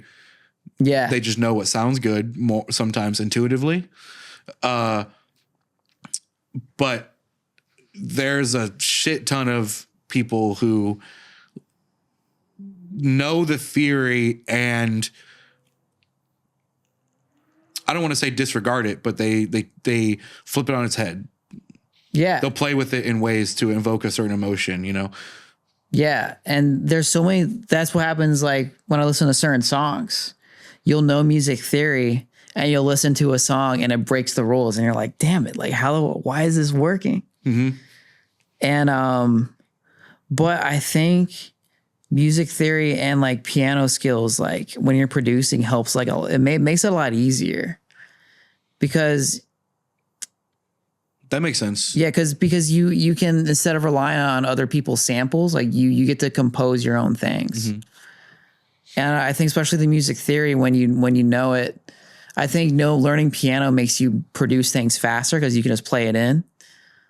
And learning like rhythm and stuff like that, like keeping that, knowing how like rhythm works, knowing how like melodies work, how harmonies work, like chords, I think is like so important. Like, and people are kind of, they're afraid of it, or they're also afraid that if they learn this thing, it's going to affect their creativity or them as an artist, and they won't be like, it might ruin it for them. And it doesn't. What it does, it helps you understand why things work. And when you're making decisions, instead of having like every single decision, if you know music theory, like you have less decisions you need to make because you know what works and you know what could work but may not work. Mm-hmm. Yeah. It narrows down the potential options, or like your brain's thinking this could go a million different ways, but when you know the theory, it's like, actually it can only go like realistically like 6 ways, and 2 of those are a maybe. Yeah, exactly. Yeah. Yeah. And I say like, I've been playing instruments for a while, and music theory is something that I can like, feel like I could teach anybody. And I feel like people overcomplicate it. And in my opinion, there's a way to teach it where it's not so complicated and it doesn't feel like math. I feel like people think music theory is a lot of math. Mm-hmm. And it can feel that way, but there's a way that you can approach it where you can still have fun with it and really like understand it more, but also have a lot of freedom in like learning it. Mm-hmm. Yeah. Music theory is not something I'm taught or like not super knowledgeable in, but it is a fascinating thing. To me, it's like linguistics. Yeah, it is. Yeah. It's just patterns of frequencies. When you get down to it, it's kind of what it is. I mean, if you want to go exactly. The language. Yeah, that was music theory. And music theory all at once. That was music fact. Yeah. Like, you know, there's, when you get down to the nerdy level of it, it is math kind of, but I know what you mean. And I agree with what you're saying, that it doesn't have to be all as technical in that regard. Like music theory is, all it is the medium of the art. Like it's the fundamental of like just what sounds work together, you know? Yeah. Essentially. Yeah. And why? Yeah. Some of it is kind of, I wouldn't say arbitrary, but it's subjective. Yeah. Because some music theory, and that's why they call it theory, I think, because it's, you know, it's not, there's a lot of flexibility to parts of it. Mm-hmm. As from my understanding, you know, there's rules that can be broken in certain contexts, you know, there's irregular verbs. Yeah. But there's subjectivity to it in the sense of like when I was talking about chords earlier, there's like certain chords have like a dark tone, certain chords have like a bright happy tone, certain progressions might invoke this feeling or that feeling, and that's something that we as humans kind of invented. Yeah, we put that onto it. Yeah. So there's ways to like, if you want to evoke this emotion, you do this chord progression. However, if you want to flip it on its head, maybe you do it, end it on a different note, or like you hold it out, sustain it a certain way, or like twist it or use it in a different context. And there's like all kinds of ways to play with it. And then even sometimes people who have a whole different cultural upbringing actually interpret a different emotion from it entirely. Yeah. I know that's a thing. Like music theory, like in tandem with culture is like, there's like different music theory across different cultures. Yeah. Essentially is what I'm trying to say. Like there's like Eastern style music theory. There's like, I know there's like a more correct term for it, but you know, there's like Eastern, there's like the Western, there's like, much more older style, like musical theory, antique musical theory. Yeah, like antique. Yeah. Then there's like the trend aspect of it. You know, there's certain parts of it could come and go trend wise. Yeah, and also I think there's the foundation part of music theory, right? Where like any genre does these things. Mm-hmm. Like rhythm is like very like just knowing. Every genre has a time signature. Yeah, like every genre, like that's something that doesn't go away. Yeah, like every genre you're counting in some way. Like you're 1, 2, 3, 4, or 1, 2, 3, 1, 2. You're counting in some way. Mm-hmm. So those are universal things, but every genre has their own music theory. And there's probably some nerd that's on YouTube that is like breaking down that theory and be like, okay, like this is why this person did this, or why the beat in J. Cole went to this chord instead of this chord. Like, you can, so like music theory changes on the genre. Like there's like the music theory of like R&B, like there's a music theory of jazz. There's a music theory of especially metal. When you're playing within a genre, that's kind of what I meant before to bring back something I said earlier about knowing what came before you. Like, especially in those, when you're playing within a genre, if you're trying to appeal and stay within that genre, there's certain things that you do to, like, you may make homage to other songs. And I don't even mean like lyrically, but I mean like sound wise. Like you may use you may use this chord progression. You may use horns more than strings. You may you know, like you may have an emphasis on certain instruments rather than others to maintain like this is that genre, because every songs within the genre before me did this thing. Yeah. I remember I was working with my friend Christian and I made a beat. And I think I had like a wobble bass in there. Mm-hmm. And he's like, this is cool, man. But if you had a wobble bass and a rap beat, they're going to be like, where's the drop going to happen? And that's an expectation. Yeah. So like your decisions about what you put in your beat will affect people's expectations of what kind of music they're going to listen to. Mm-hmm. Yeah. And you want to kind of like fuck with their expectations a little bit, but you also don't want to do that too much because then they're going to be like, oh, what the hell? Yeah. I thought there was a drop coming. Yeah. Yeah. Cause like you hear that there, you hear like the build up and you're like, oh, there's that drop. And then it doesn't come. Like, let's say there, I remember one time, so I was working with my girlfriend, Ari, right? And we were making music together. And shout out Ari, episode coming soon. Yeah. So we were making music together, and I made this beat we were gonna do like a Christmas thing. Okay. That we started on it. We were just talking about the other day a Christmas cipher. Well, what? A cipher. I didn't. Oh, shit. We that'd were be talking about crazy. the other day that I was thinking like I wish more people just did Christmas music. Yeah. You're saying like a Christmas rap. Rap. Well, I thought, and you were also talking about cipher before. So I was thinking about Christmas cipher. We did. I did in that context. That'd We be were talking crazy. about Christmas rap, but I do think it would just be cool for people to make more Christmas music in general. Yeah. Like all we have is the same shit for the last 150 years. Yeah. Yeah. So my girlfriend Ari really wanted to do some Christmas songs. And so we're still in the works of that.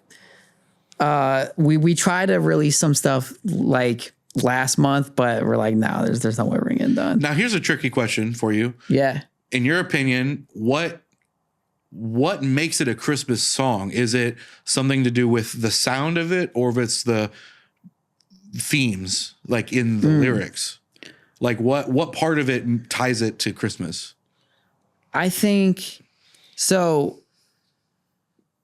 From like, let's say no lyrics, right? No lyrics, no like just vocal instrumental. melodies. Instrumental, like I'm thinking like happy, Okay. like something cheerful, like a cheerful kind of chord progression. And then the instruments, a lot of people, when they hear jazz music, they think it sounds Christmassy. Sure. Okay. So because there's a lot of jazz stuff that, Yeah. so like, Bing Crosby and a lot of them were doing Christmas songs too. yeah. So when I was making those beats, I was thinking about like sleigh bells, like natural sounding instruments. Bells in general. Bells and strings. Yeah, something upbeat. Because Santa's coming to town. Like it's gotta be upbeat. Like it can't be like, oh fuck, Santa Claus again. Like what's it with this Well, I mean, there's also like Every year with this guy. yeah, everywhere this asshole. what's that one song? It's like snow drops. No, fuck. What is it? I already forgot. the lyric. It's like a kind of roasting on an open chestnuts flame. roasting. Yeah. Roasting. Yes. Yeah. Snow drops. Yeah. Yeah. That song is more of like a peaceful, It's peaceful, yeah. somber yeah. kind of tone. Like it feels like you're sitting in front of the fire. Yes. just chilling out. Like yeah, you want to have that happy vibe. So it's like the instruments you choose, like the tempo, like the Because when I think Christmas music, I also think like I usually think of two things: either cheerful, like you're saying, like cheerful, like happy, Yeah. trying to be joyous, or Jesus. yeah, right. And then the Jesus part Yeah. can go two different ways. Sometimes that's also cheerful and joyous. Sometimes it's kind of more, I don't want to say sad, because it's not sad, because usually it's not trying Like to be dark. It's like a more epic. Yeah, Like epic. it's trying to be grand. Yeah. You know what I'm saying? Like it's trying to be it's trying to evoke like a big picture feeling, like a big emotion. Yeah, right. That's the vibe I get. So it's Yeah. usually either happy, cheery, Santa is coming to town, blah blah blah, with horns and bells and things, or it's like the baby Jesus has been born, and this will have great impacts on humanity. Yeah, right. It's either one of those two things. It's like either, yeah. Santa's about to come, or Christ died and was born on this day. Respect him. Yeah. Right. Yeah. Yeah. So, but so in the story, right? I made her this beat that like started out as a Christmas song, and then it turned to this EDM shit. And I remember I showed it to my girlfriend, and she was like, "Oh, this is lit. This is great." And then the minute it switched to the the EDM build up, she was like, what the fuck is this? And she got mad at me. She was like, dude, what's this shit? And I was like, oh fuck. So, but that was an example of like, I broke the rules, but it's almost like a joke not landing. Well, you know? now you could have two different songs. You made two songs by accident. Yeah. Yeah. It's almost like you can make stuff for yourself, right? But at the same time, when you have an audience for the stuff that you make, it's exciting. Mm-hmm. It's kind of like telling a joke, right? Or writing a joke. Like, sure, you can write a joke and like think it's funny to yourself, but it's so much more meaningful when you tell that joke and like people think it's funny and you're like, oh shit. Like I managed to communicate what I wanted to this audience. Mm-hmm. And I think sometimes people get in this mindset where like, oh, I'm only doing this for myself. But I think the audience is important too. Like it helps. You're sending a message, right? When you're an artist, you're trying to communicate something to somebody. At least from my perspective, I feel like art is a two-way street. Yeah. And you want to communicate that message in a way that like makes sense for like the audience. You do want the people to hear your message. Yeah. Yeah. Like you want to be able to play it and that person be like, oh, like I like understand what you're talking about. But you also, I've heard it said that, you know, sometimes the artist wants them to just interpret it as like the listener to interpret it as whatever. Okay. Me personally, I felt like when I was making music, I wanted it to be clear kind of where I was trying to, I guess, go with the story or the song's theme or format. I know some artists, though, they'll put out a song and it's like the listener is supposed to just more so take it to mean whatever they mean or whatever they feel from it. You know what I mean? Yeah, right. I feel like maybe it's a difference when it comes to rap and versus like songwriting, maybe. I don't know, though. Yeah. I feel like a lot of songwriting gets like, that's one I think thing that is awesome about rap music is you want to make something that's good. Mm.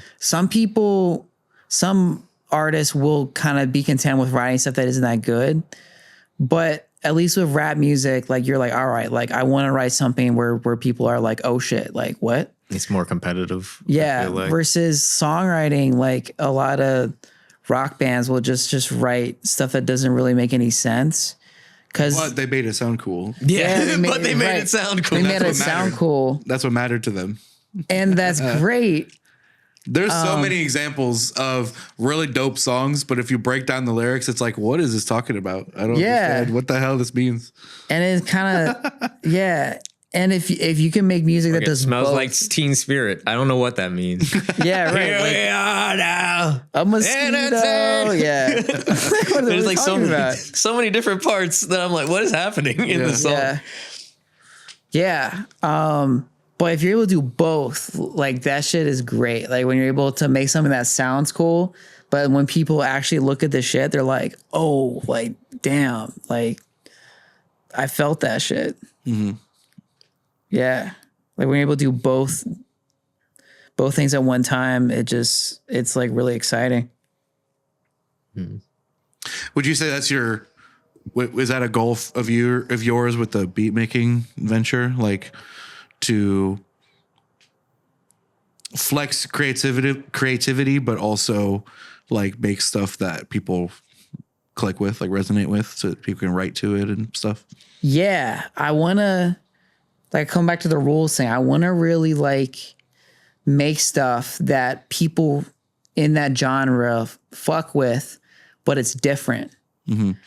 So if it's rap music, right? Create a rap beat that, all right, like I fuck with this and I've never heard this ever in my life. Like if I'm able to achieve that, that'd be great. Mm-hmm. And I'm also just in it just to learn more, you know, like to learn more about artists, like working with artists, learn more about the process of beat making, learn more about just the genres that I'm interested in, like figuring out like what do they do that works that I can implement in my stuff that I'm making. Yeah. There's a lot of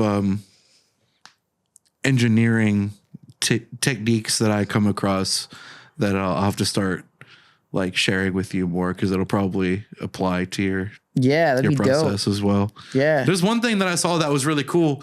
That was to get a really like interesting effect on vocals. They had they had the vocal take already, just the plain take with no effects or anything on it. Then they played it through a pair of headphones and put a microphone up to the headphones and then recorded that. And then it sounded better than any type of processing you could have done on it.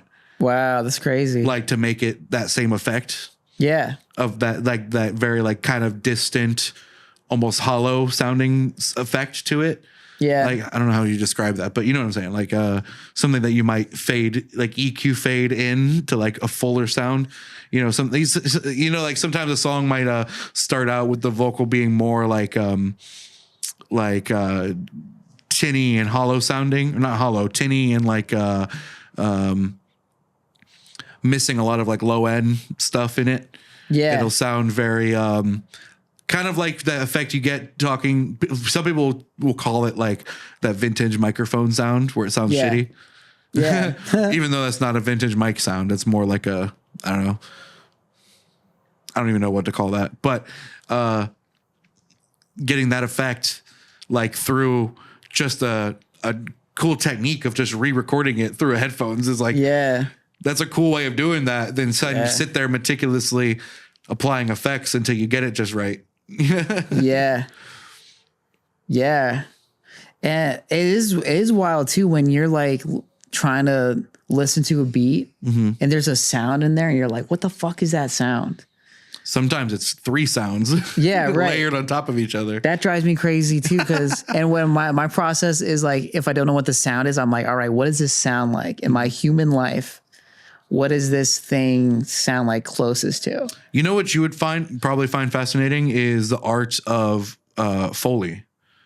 Okay. Foley is the art of recording and producing sound effects. Oh yeah, that'd be sick. For TV, for movies, for whatever. But a lot of times the sound that you hear is not produced by replicating the thing you think it is. Like, for example, the sound of rain. Yeah. Put a piece of chicken in the fryer and fry it and record that. Yeah. It sounds like rain. Or it could sound like rain in a certain context, like a certain type of roof. I learned that just from like watching certain like things about movies where they'll be like, that's how we made that sound for that movie, or even games. Yeah. That's crazy. Yeah. It always blows my mind. And I guarantee you 99% of the time when you're watching a movie or watching a show and movie and there's a scene where it's quiet and characters are walking from one place to another, the footsteps are not the footsteps that are actually happening in real life in that scene. Yeah. They put those in post. Yeah. Yeah. Because they wanted it to sound a particular way. And the audio they recorded on set did not sound like that. So they input other footstep noises. And somebody probably meticulously lined up those sounds to fit with when they step. Yeah. And, I did a tiny bit of this in high school, video production class. One of the very first projects we did was we had to do like a radio drama thing. Yeah. So we didn't even get to video yet, just talking about sound. Yeah. We had to do a radio drama, or it didn't have to be a drama, but a radio fiction, a radio show. Yeah. So we did a comedy in ours, but we had to record sound effects for things. We had to record sounds of like footsteps, sounds of doors closing, opening, sounds of slamming something down, sound of like all these sounds we had to record them and get them just right to then use later. Yeah. And that stuff is cool. I've done a few videos recently that I've shown Almond where I've like input sounds from other things inside of it that, like, for example, we recorded a video that was actually at night, but it was at the right time of night where it almost looks the same as morning. And what I did to try to extra sell the sound of morning, or not to extra make you believe it's morning, is I took audio from just the recording of like bird sounds, I just typed in like outdoors sounds. Yeah. Right. And I found something, I don't want to say where because I stole it, but I found a recording of like, we don't condone stealing. What? He didn't steal it. Everything is found stealing. it. Everything is stealing. Look, I paid a lot of money for something. Yeah. I didn't pay for that sound, but I paid for things that helped me obtain the sound. Yes. Anyway, it was the sound of like faint cars in the distance and birds chirping and stuff like that. And I input that in really like subtly underneath the rest of the noise. And it kind of gives you and influences you to kind of think, okay, this could be morning. Yeah. When it was actually like 6 p.m. Yeah, dude. So exactly. That's a little bit different from Foley, but Foley is, you would probably find that really fascinating. Yeah, that'd be And you could probably use it to your advantage too. Trey and I have a joke recurring where it's like we hear like a funky sound in real life and we're just like, sample that. Yeah. Yeah. You know, like it could be something as simple as clicking 2 pieces of plastic together. It makes a cool noise. And you can be like, okay, if I record that and maybe put some kind of EQ and some effect on it, it'll sound like a cool drum. Yeah. You know? And another thing my friend Christian told me is when you go through splice, right? You're trying to find a kick or a snare. Mm-hmm. Don't just think about that sound, but think about what you can do with that sound. Yes. Yeah. Think about like, okay, like how, like this is what I'm starting with. How can I use EQ to change it? How can I use distortion? Mm-hmm. How can I use reverb? How can I use a chorus? Like think about like, okay, like this isn't exactly. How can I chop it up? Yeah. Even right. how can I cut it? Like maybe it's a series of sounds playing together and you chop it up in a new order. And it sounds like something completely different. Yeah, exactly. And cause you can do so much stuff with a sound that you like don't think it's gonna work, but you know its potential, and you like fuck with it a little bit, and you make something crazy. One of my favorite little fun facts. So one of my favorite artists, producers is Deadmau5, right? Yeah. And a fun fact that he answered this question on like some Q&A. Apparently there's a significant portion of like earlier tracks that he made where all the clap noises are literally recordings of him slapping his own ass. It's him slapping his ass into the microphone and then just a little bit of processing puts it in and it sounds like more natural claps. Yeah. It's like stuff like that is fun. Stuff like that is funny to me. Yeah. Oh, like what'd be sick, honestly, is I need to find a website that just gives you just random samples of sounds. And like, because it's back to the limitation thing, right? Sometimes you get bored. Well, okay, so there is a site, and I think like a sister site, or like there's like a couple of them that are related that has a huge catalog of video game like sound effects. Ooh. And some of it's music, some of it could be like soundtrack stuff, but a lot of it is like sound effects, like the punching noise from Halo. Oh. You know, it could be like the reload sound from Half-Life. It could be the random scream sound you hear this one NPC make one time in this one level of I don't know, any game. Like name a game. It could be there's a couple. I'll have to find it for you after we're done recording because I don't remember the name of it, but I could find it. That might be cool to play with. You can find cool. It's not as random as you're maybe thinking or looking for, but it might be a cool thing to have in your back pocket of like, you know, I want this sound and maybe I want this sound, but I also want to reference something. Yeah, right. And if I use this particular sound in the right way, it might really fit. Yeah. Yeah. Yeah, but I need it like something like that. Well, one of the one that that you guys are working on when I was there for the first session of it, there was the record scratch sound that you made by taking a car tire squeal. Tire screech. Yeah. Oh yeah. Flipped it backwards. Yeah, we flipped it backwards. And it sounds sick. Yeah. Yeah. Shit like that. I love shit. I love shit like that. Yeah. Yeah. So, you talked about, you know, once you're considering, you've kind of been a little flip-floppy. So you're kind of like, I want to do a YouTube channel for the beats, but I don't know, maybe number one, I want to push you to do it. Yeah. But also I want to talk about that. Like, do you have a vision for do you want to do like videos for them? Do you want to just put them out there just to like with just like a splash screen and then just put them out there just for them to be out there? Are you trying to like make a brand image for it? Like what's in your head going in that direction? Yeah. I think what I was thinking, oftentimes I see like beats on YouTube, right? And it's just a stock image of some like artwork or something. And it's just the beat playing. Like that's cool. But I want to do something different. I want to do something that for a couple of reasons. Like I want people to actually buy my beats, but I also want to advertise them in a different way that gets people to be excited about it. It just isn't just be like, oh, here's this beat that I made, but be like, hey, like this is how I made this beat, or like, oh, like this is a part of the beat, or let's listen to this part of the beat, right? And then drop the beat and then kind of just do that over and over again and just do something different. So that's one route. There's a couple routes I'm thinking about doing this.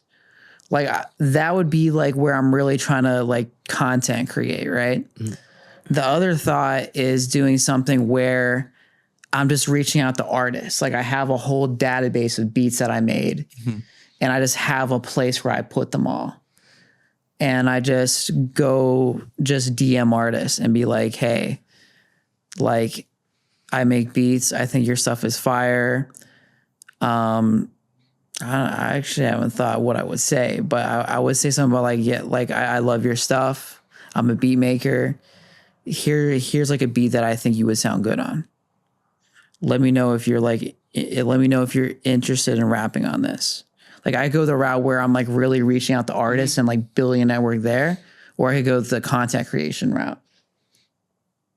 I don't see any reason you can't do a little bit of both. That's what I was thinking. Both. Yeah. I think you could definitely do both, and you probably should do both. I think in this world with how everything is going, you want to advertise yourself as much as you can, and so in that way you have to become a content creator, or at least have someone editing your content for you. You know what I mean? Yeah. But you need to like advertise for yourself so much. You have to have like a page full of stuff to make you look like you're exactly. Like I think I do have to look legit. Yeah.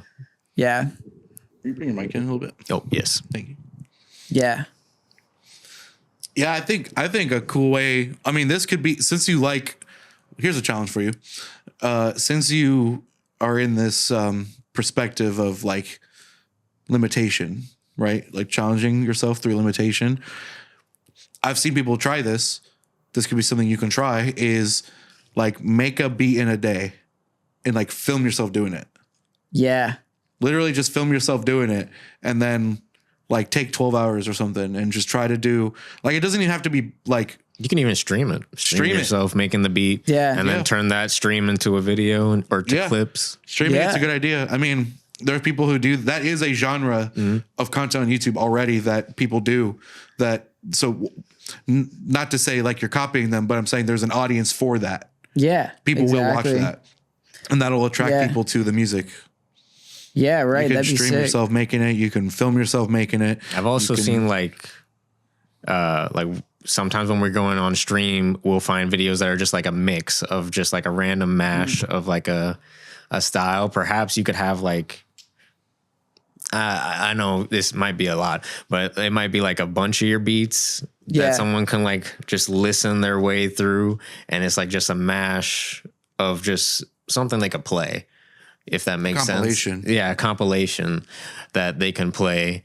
And that might even like, or just a mix of all of them like, together. Like a playlist if you had or something like that. Yeah. That'd be cool. Yeah. That's a good idea. Yeah. I think you could also, I think another cool thing is, this is where like really easy content could come into play. Like it could be shorts on Instagram, TikTok, YouTube, whatever. It'll take you 5 minutes to do. It could be you exploring the different sounds. Like as we're just talking about it, like, oh, I found this tire screech sound. I'm going to make it into a record scratch sound. Or like Yeah. it could be you exploring Splice or whatever else you're using, wherever else you're searching for sounds and being like, okay, I'm actually like, you're like, for example, the setup could be like, okay, I'm making this beat.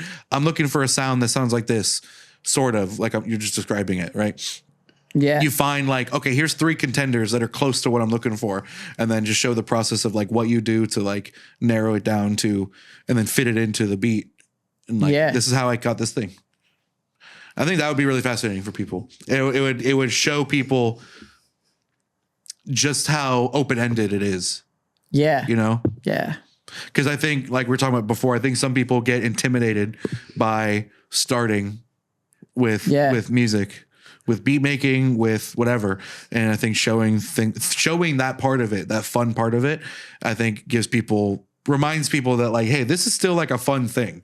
And this is still an art. This is still, there's a lot of subjectivity to it. And watching you do it might even be like, oh, this gives me even more inspiration to be able to do it myself, kind of thing. Yeah. Like seeing how you even go through the process, your thoughts on it, that could inspire.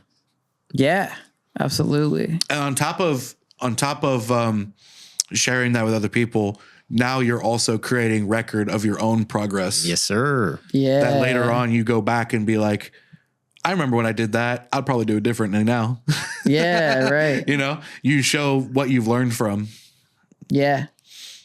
Yeah, I could see this going like a million different ways. I think you could. Yeah. I think you would do well with this, actually. The possibilities are endless, big dog. I'm really happy and excited for you. Yeah. Thanks. I appreciate it. Yeah. Of course. I've always said that one of your strengths, at least in the time I've known you and heard the stuff that you make, that I'd never heard the phase of your overproducing. I always thought that what you excelled at was making beats that were effective and simple. Yeah. Like you were really good with arranging stuff that was like, there's only like 4 things going on here, but it all works so well. And then throw lyrics on it. It's awesome. Thanks. I appreciate it. So you've definitely completed that cycle. Yeah. Effectively, I would say. Yeah. Thank you. Where do you want to, like, I don't know, this might be a difficult question to answer, but I'm going to ask you anyway. Where do you want your progress in beat making to take you? Like, what kind of things, we don't know what we don't know, but sometimes you also know a little bit of what you don't know. Right. So it's hard to tell for sure, like what lays ahead in the future, but what kind of things have been revealed to you that's like, oh, I want to get better at this particular thing, or I want beat making to go in this kind of direction. Yeah. So you've talked about like, you want it to be something that's profitable. You want people to buy them and use them like for songs. But beyond that part, Part. huh? I think I was just quoting the song. Oh, That think- part. that part. that part. Yeah. Like a couple of things. One thing would be just having hypothetical clients. Let's say my client's J. Cole or some shit, right? Hey, J. Cole fund us. Yeah, fund us. If I had like that, right? Like think about like, all right, what would I do? And like do that well. Like Okay. so that's one thing, being really good at knowing a genre, knowing an artist well to the point where you're like, all right, like if you want something that's J. Cole, here's something that I can do that and create you a beat that not only sounds like J. Cole, but it's going to be something that's like new. Yeah. So that like expanding your like range. yeah, and like understanding genres better, like knowing like what works for certain artists and like how I can kind of know the rules of a genre and then break them. Yeah. So that'd be one thing. Yeah, that's where the in the box thinking comes in. So you get to learn the rules so you know how to break them appropriately. Yeah. Yeah. Exactly. Then there's 3 things now actually. That's one thing. Second thing is like what you were saying about the making sound effects and sound design. Like sound design I think is really interesting. like especially synths, like knowing how to make something from scratch. There's so many resources on the internet for this kind of stuff. And that sound design aspect of really, like, if I heard a sound, like if you heard a sound, right, being able to reconstruct it or create something that's a similar vibe.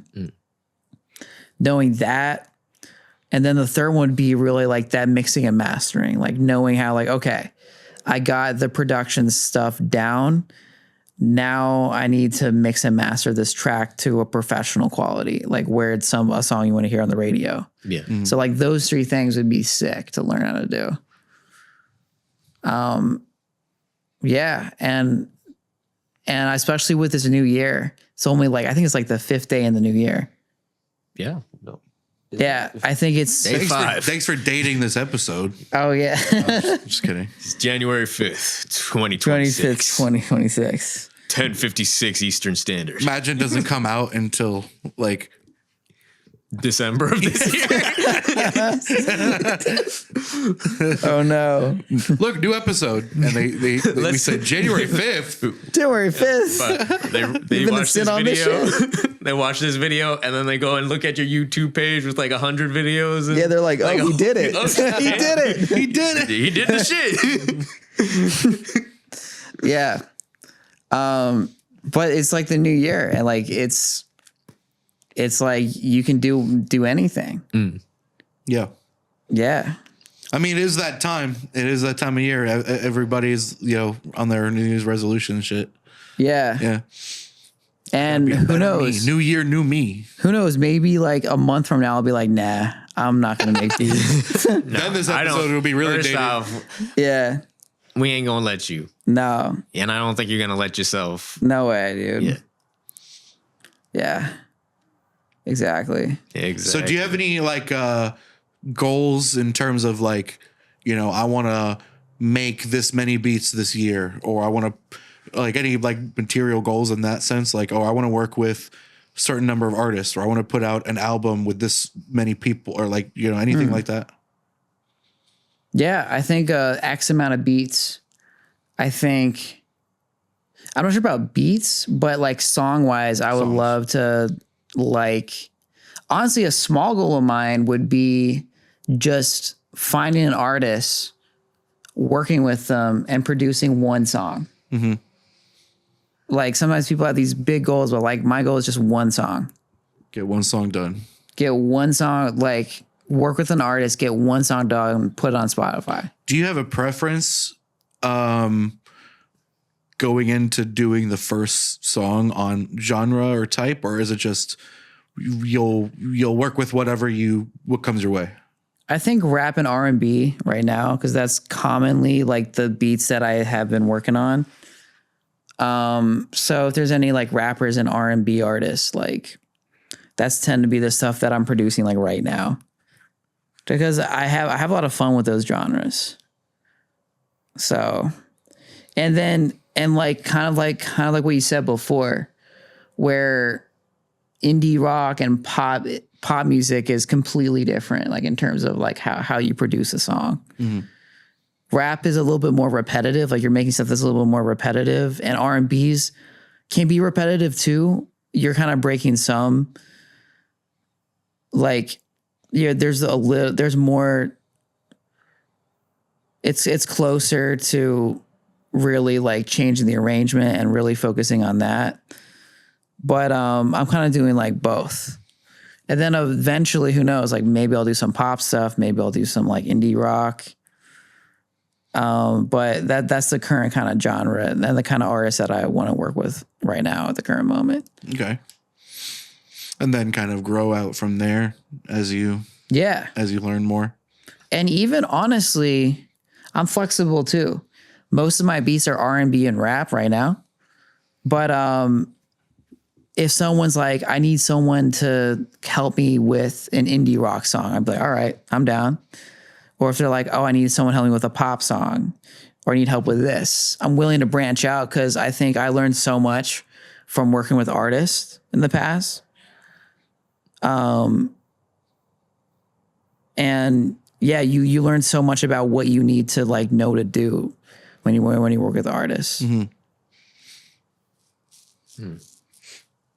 Yeah. What is your? I think the instrument I know you for the most is bass, but would you say that is your favorite instrument? He likes the piano the most. Piano most? I think that's tough because they all play different roles. Yeah. I think I gravitate towards bass when I'm jamming with people because bass is one of those weird things where people won't hear when you mess up. No, I'm just messing up. Yeah. Well, in bass, you have a lot of freedom in terms of what you like can get away with doing.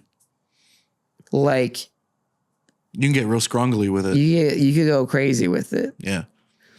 Bass it does have a lot of flexibility because you can go real simple rhythm, like real repetitive rhythmic. You can go like you can do all kinds of different stuff. Yeah. You can do like long drawn out bass notes that like drone over something.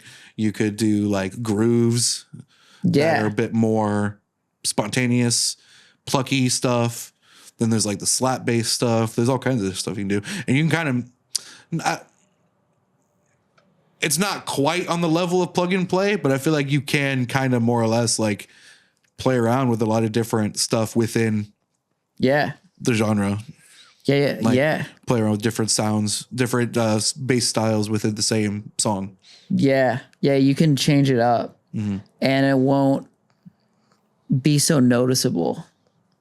If you change it up too much with guitar or piano, people are like, oh, wow, this sounds very different. But you can make very subtle things in the way you're playing bass lines that can really change the song in a subtle way. Yeah. And those subtle changes have big impacts, but it's not quite as forward. Yeah. Yeah. It's more, in a lot of ways, it's more subconscious sometimes. So it's like you may not hear it immediately, but if you're analyzing it, like really actively listening, you will. And it's more, bass is a lot more vibe. Yeah. So bass, piano's hard. I feel like that's what's challenging about piano is it's just challenging. I can jam on piano a little bit, but I think can't play anything too complicated. I would say, I mean, correct me if you think this is wrong, but just stuff like keys and woodwind instruments and horns and stuff, or like brass, there's a lot more activity that you have to think about to play to play a note, to play what you're trying to play, and then trying to like do that on top of improvising is probably a lot harder to like master. Yeah. Piano, I feel like what happens is because piano, you can just press a button and you can sound good, right? Sure. So that means that the people... I can show you me pressing a button sounding bad. Yeah? I can do that. Nice. Show me. We'll do it after the podcast. But versus if you're making a note with a trumpet, right? Yeah. Like when I first started playing trumpet when I was like a kid, like I was fucking ass. I sound like awful. And like it took a while for me to just play a note that didn't sound like shit.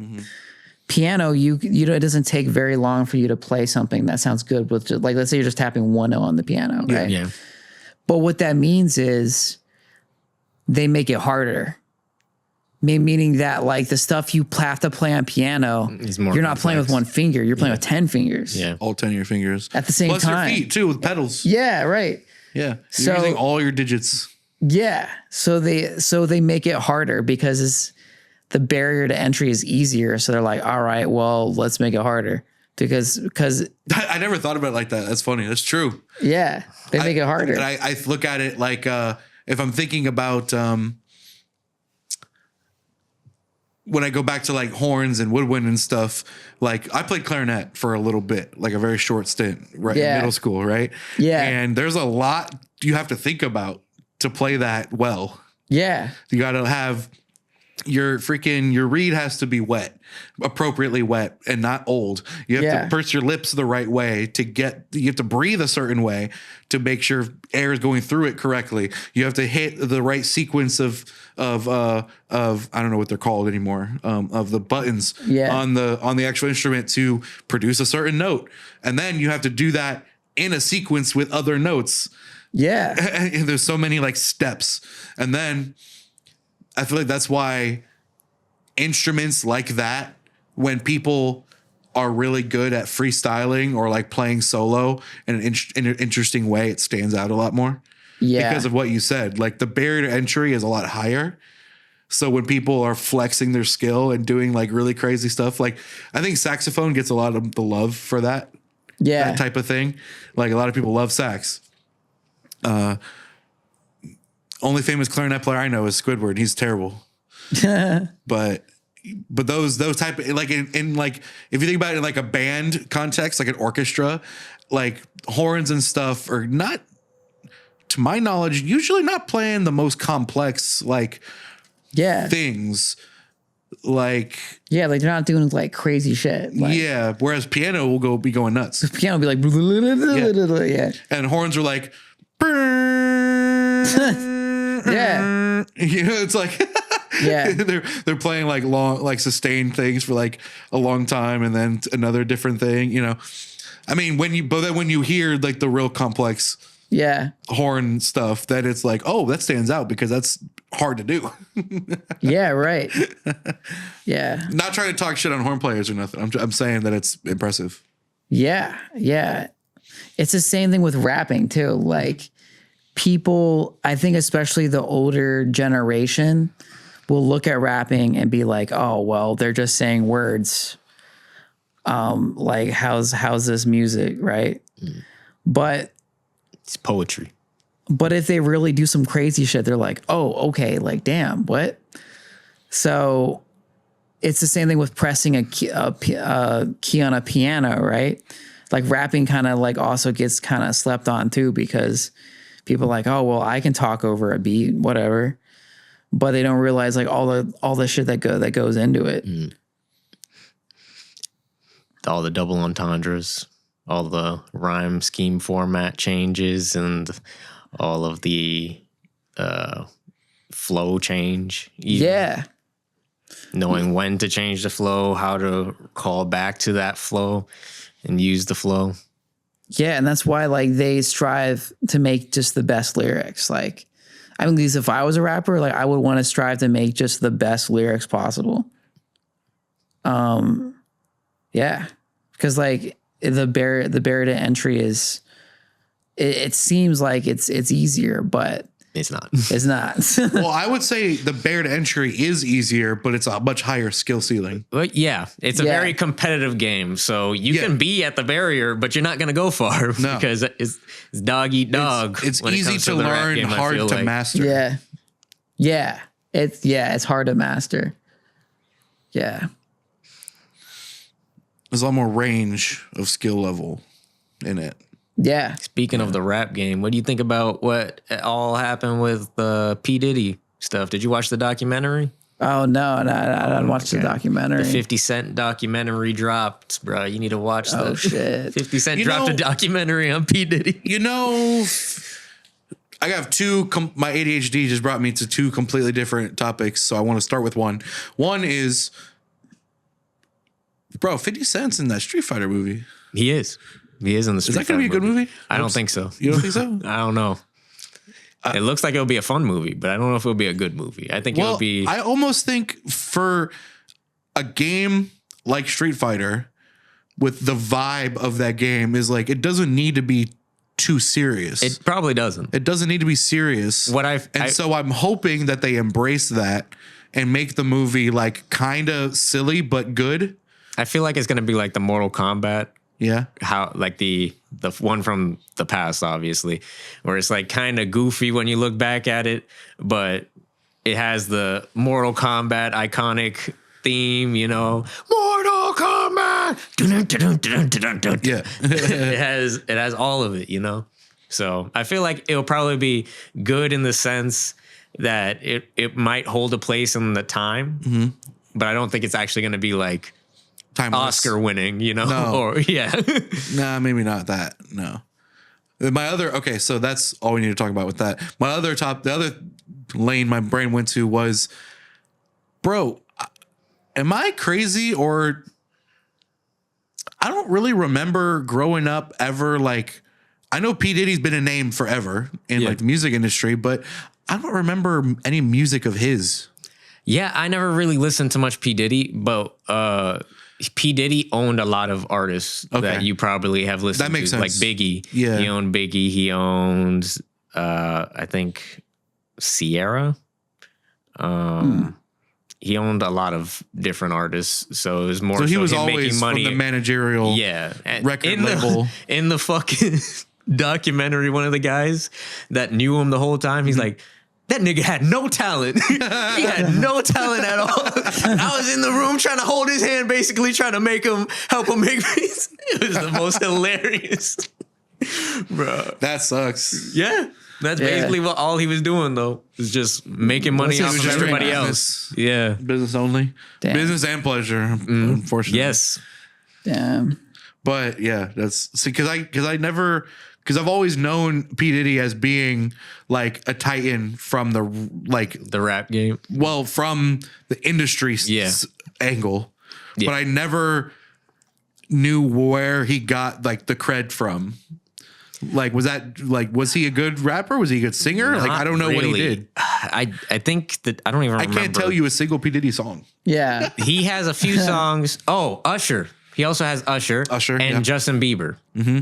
So I knew those ones. Yeah. yeah, so it's like he had just this whole conglomerate of just artists.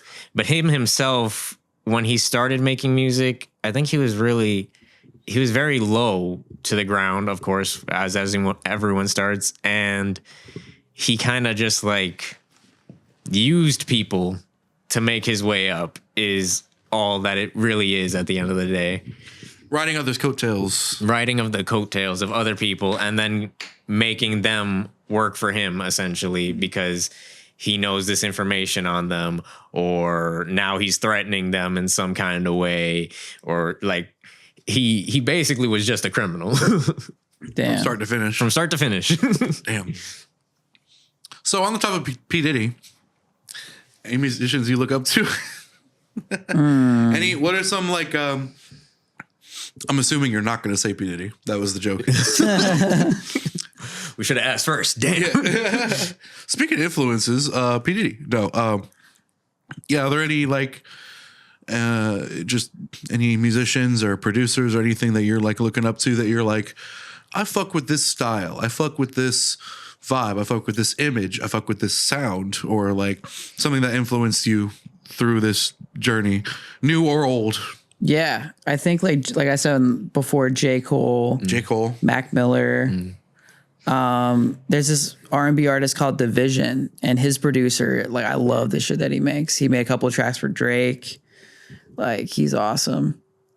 So that's been like the. Do you know what tracks? Like, he did Hotline Bling. okay. He did a couple other tracks too. Yeah. So right now, and like even just finding like on YouTube, right, type beats.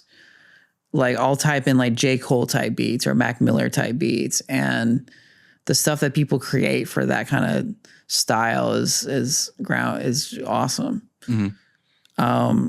Yeah, but I'd say like those are the kind of vibes I'm kind of going for with like the beats that I'm making. Cool. Yeah, and as I kind of explore more artists and listen to new things and remember the names of those artists, then I can kind of be like, all right, like I like this vibe and I like this vibe, and yeah. All right. Cool. Very cool. Are you still playing regularly? I know you play with Reverie. Yeah. Right. Shout out to Ian and Kat and local talents. Caleb. And who else is playing with them? We're still kind of trying to find a drummer. Okay. We have Jeremy, if you know Jeremy from Turbo So is Kid. everybody.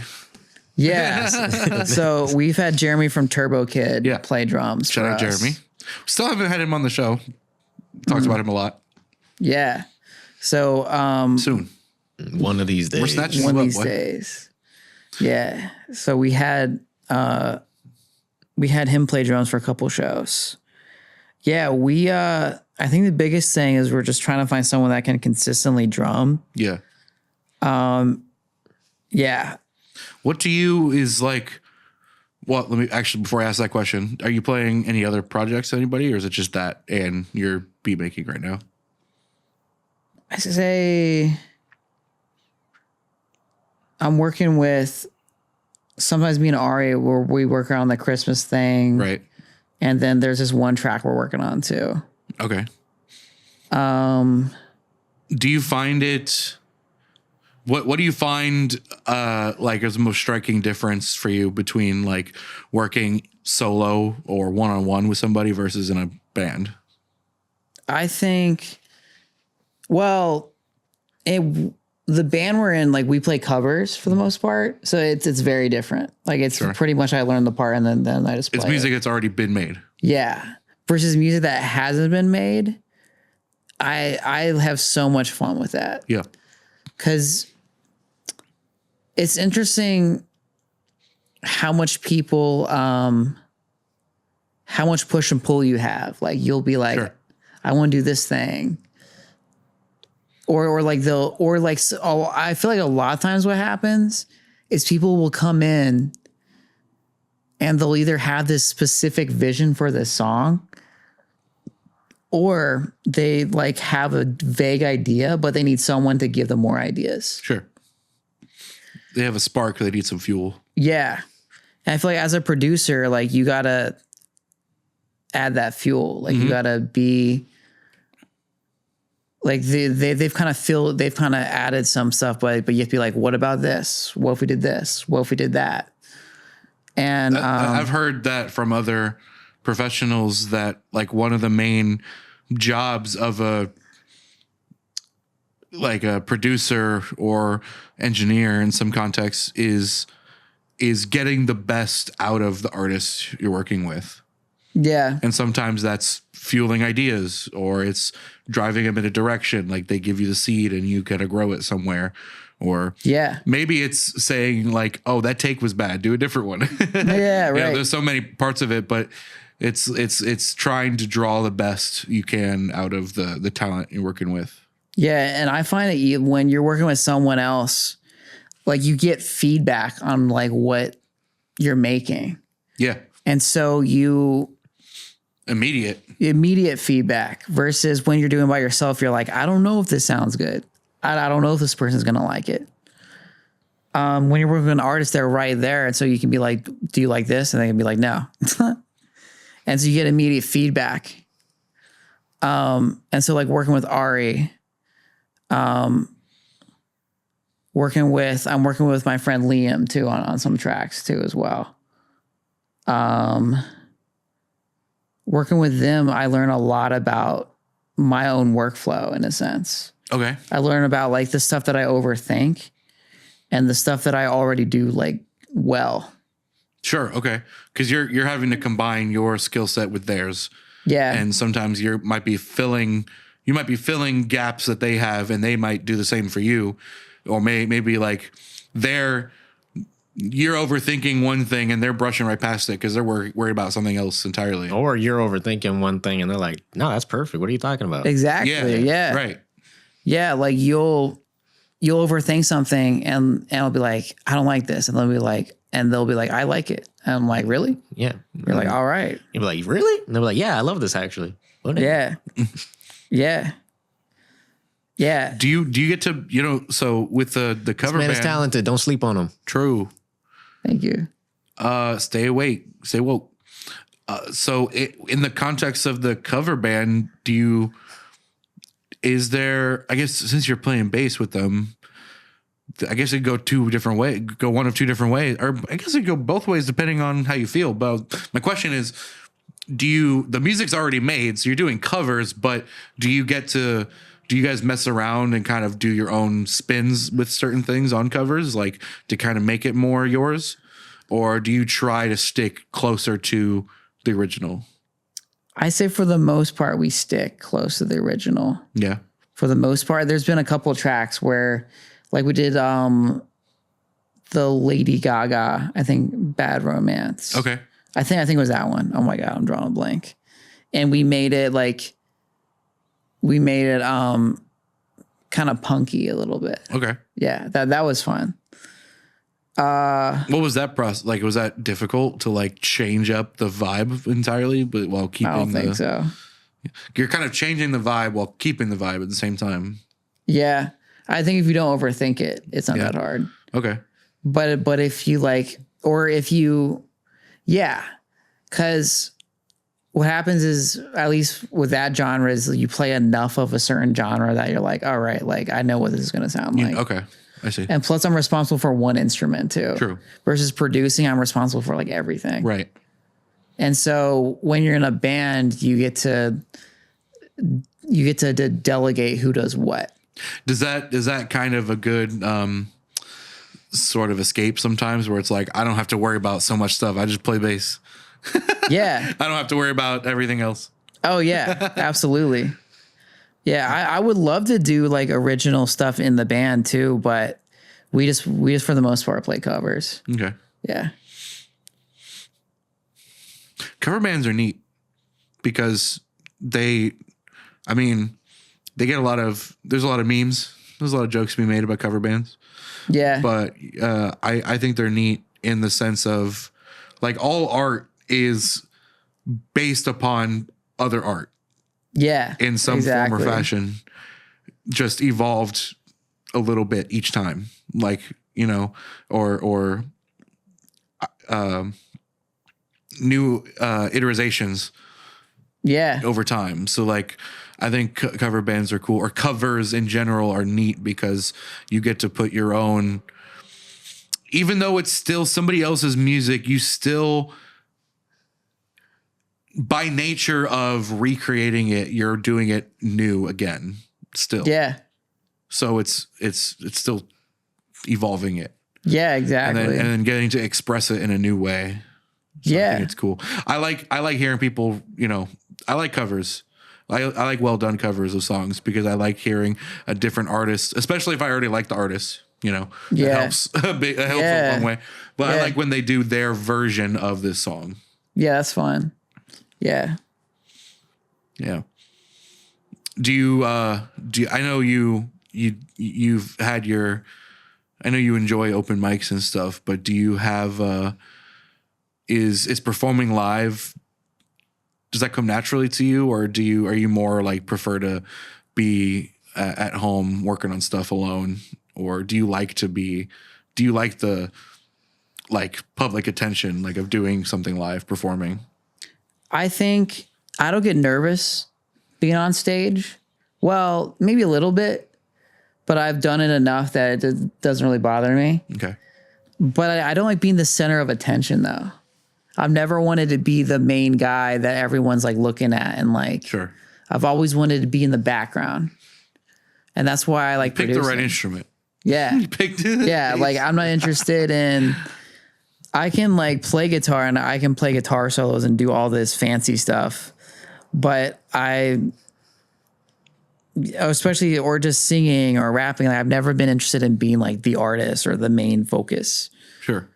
Which makes sense why you're wanting to like work with other people more. Yeah, exactly. Like and produce. Yeah. I like a big thing. It's like kind of like Billie Eilish, right? She has like a brother. Mm-hmm. Like, I don't want to be Billie Eilish. I want to be the brother that's producing, that's writing the songs, that's doing all that stuff. Mm-hmm. That's kind of similar to my thing with I'm going to sound like a hypocrite because this is my podcast, but other than the podcast, I've never really wanted to be like the focus. Like I've always liked video production and stuff because I like the tech behind the scenes creation stuff of it. And starting this podcast was honestly an excuse to produce something on my own. But I don't necessarily crave to be the on-screen center of attention necessarily.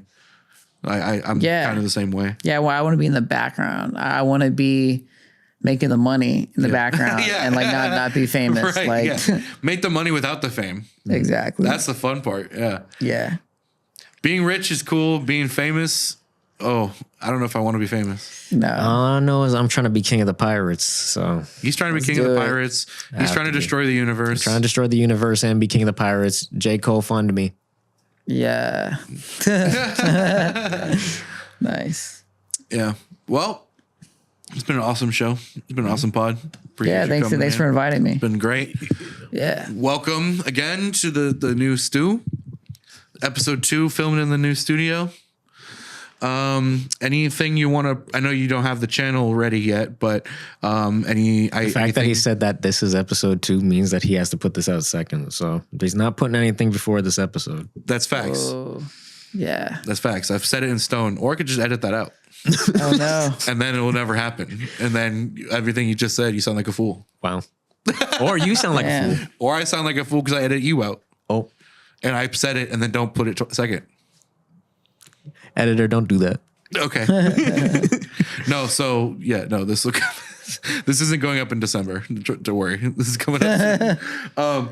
But other than the channel that you don't have ready just yet, where can people find you? Where do you want people to contact you, find you online? Do you have stuff put out people can listen to already?